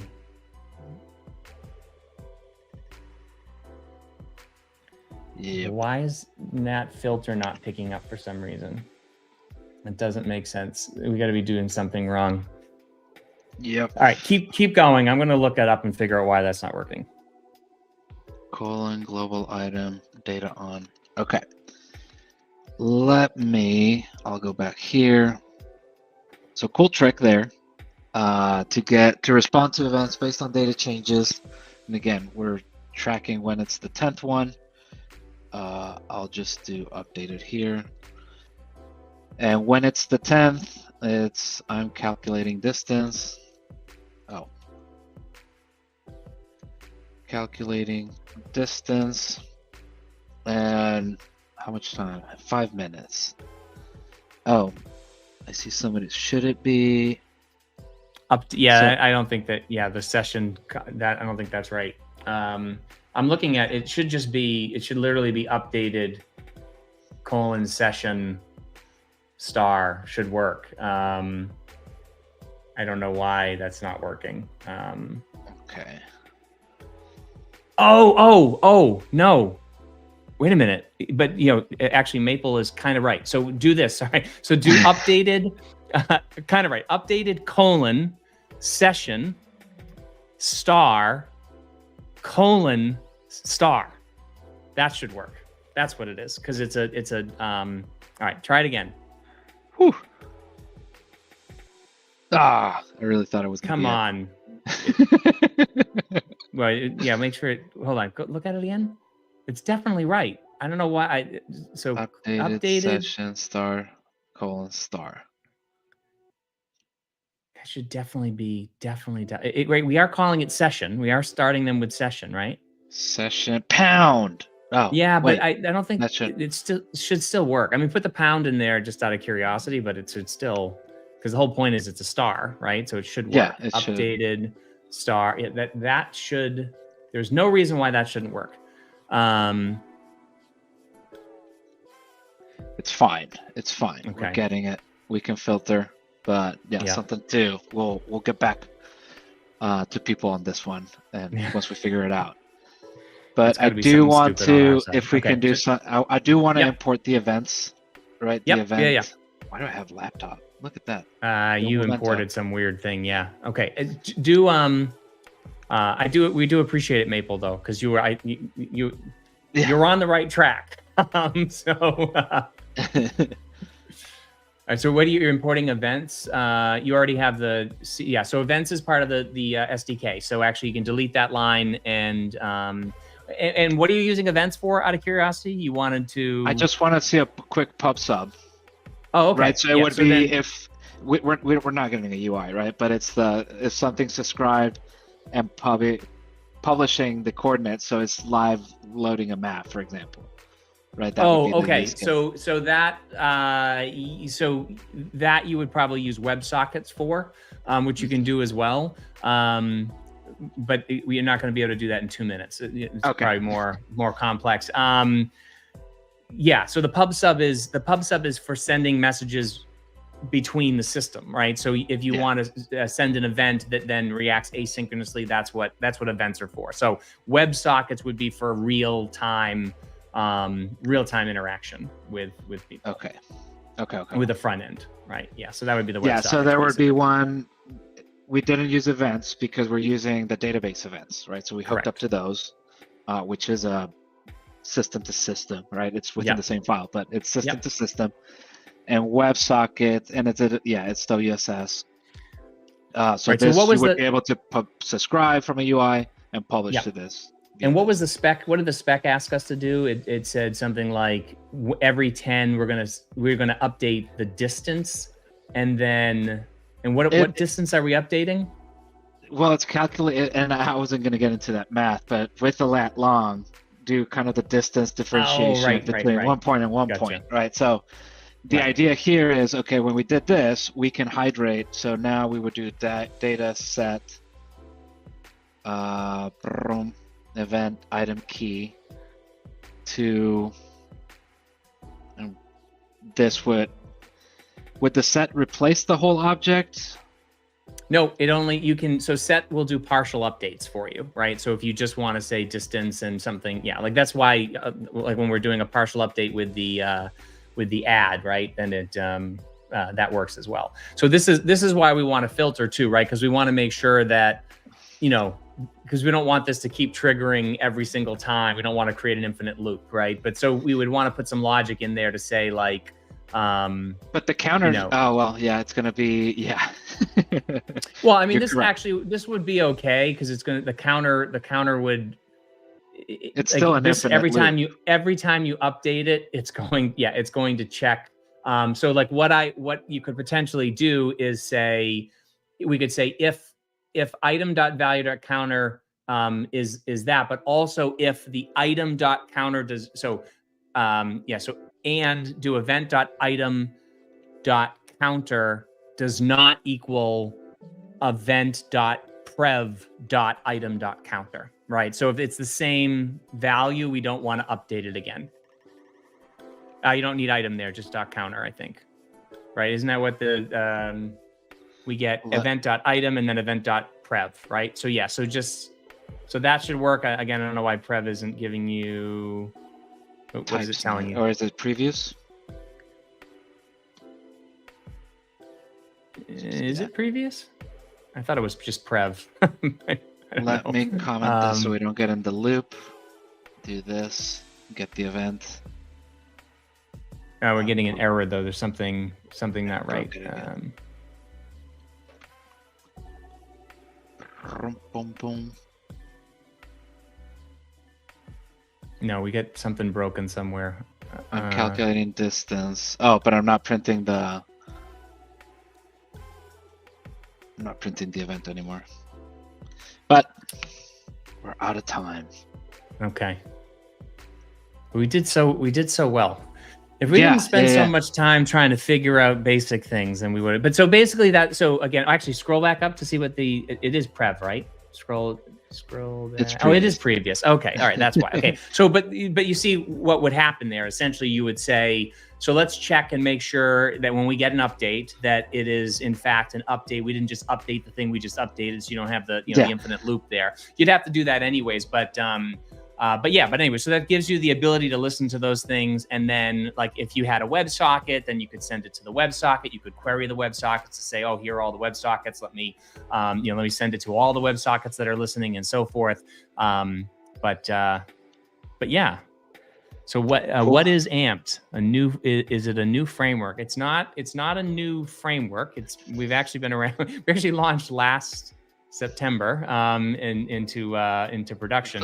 It was a big launch. That was a big launch. It was a big launch, yeah. And so it's a developer tool. It's basically a software development lifecycle tool that allows you to just write application code, and then all this application code gets automatically deployed to AWS for you, and configures all the resources and everything, and then gives you a dashboard that is not mobile friendly, because it was very hard to make it mobile friendly with all the different resources or the capabilities in there. But yeah, so that's what Ampt is. But sign up, give it a try. We're usually not coding in mobile devices, so you're probably good. you're probably gonna be okay, right? Exactly.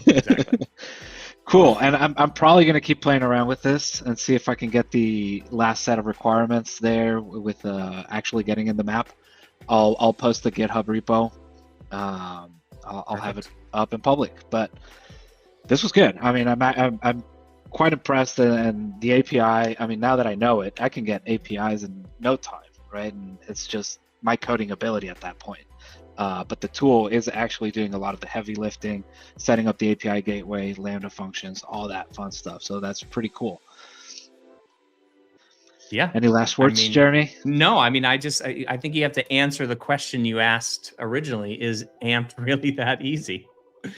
It is. It is. Again, we got stuck in like, okay, Hono, trying to do a mod. Right. But it's, and actually, I mean, if you actually read the documentation, it's all there, right? So Right. I'm actually impressed at the documentation because everything we talked about, everything we were trying, it's there, right? And I was easily able to do Control F, find what I thought, right? Like limit. Okay, there it is. There's the Yeah. parameter I want to And there's a reduce the amount of search. data. There's Algolia search built in Yeah, as well, so you can actually search, rather than trying to just Command F stuff. But yeah, cool. Yeah, so it does feel good for developer experience. It does do the job. I didn't have to worry about the resources that are getting deployed. I care because that's who I am. But right. if you don't care, you don't have to, and it's just going to work. So that's pretty cool. Well, and if so you good do job. care, and you want to see more transparency, like that's the other thing too. Like, I mean, part of it is to say we don't want to overcomplicate it, where it's like you just want to spin up an API. Like, do you even have to worry about the fact that we're spinning up CloudFront and Lambda and all the stuff, other stuff behind the scenes for you? Do you even care about that? And if you do care about that, we don't want to be like, oh, you have to go and understand that this is what's happening. So it's like it's a fine balance, because the goal here is to say, we just want people to be able to build really, really quickly and then get an AWS account that has all their resources in it. And like, you didn't even show, like, all you were doing was working in your developer sandbox, by the way. So you could have typed in deploy prod, and that would have deployed it into a completely separate AWS account with all its own resources, completely isolated, right? That you could then continue to work on your version of it while this other one is up and running, right? And then you could have preview accounts, all kinds of stuff like that. So yeah, I mean, the idea here is, it's like, we're trying to find the right balance. Like, who is the target audience for this? Hopefully it's just developers that just want to build and have AWS get out of their way, right? But want that guarantee of knowing that this stuff is running on AWS. So it's funny, because every once in a while AWS will have like a little outage, which they don't always tell you about. Something won't be working right, and then we'll have customers email us like saying, "What's wrong? Are you experiencing downtime?" We're like, "We're not experiencing any downtime. Like, AWS might be having an issue, but your stuff is literally running on native AWS services. It has nothing to do with us once it's deployed. The only thing we're doing is just managing, sort of the interaction. Once it's deployed to AWS, it is running on AWS. And again, so we're not a PaaS. We're not hosting the application for you. AWS is hosting it for you. We're just giving you all of these tools to get it from code to this running application." It's legitimately a tool, right? That helps, that provisions resources, right? But the resources are in the shared responsibility. They're not your responsibility. Right. You're dealing with AWS at that point, right? If something doesn't generate correctly, right? Maybe there is a bug with the event filtering. Yes. That's the tool, right? So that's a good differentiator for people to understand. It's like, if messages are not making it through, that's the resource, that's provision. It's all hooked up. So it's the provider. Yeah. Cool. So awesome. Anyways, well, this was great. So I didn't take any notes. I should have, but I'll have to go back and watch this and see the places we got stuck, and it's all and recorded. Make sure we address those. We can send it through AI, transcribe, and get a summary. Perfect. Right. Perfect. So, all right. Well, I hope people enjoyed this, and feel free to reach out to me. Go to getampt.com. I'm Jeremy at getampt.com, or find me on Twitter or whatever, and I'm happy to answer some questions and help you get started. Cool. Well, thanks a lot, Jeremy. This was pretty fun. I really liked it. I didn't feel overwhelmed. So appreciate you joining me. Appreciate you having me. Thank you, everybody. Thanks, everybody.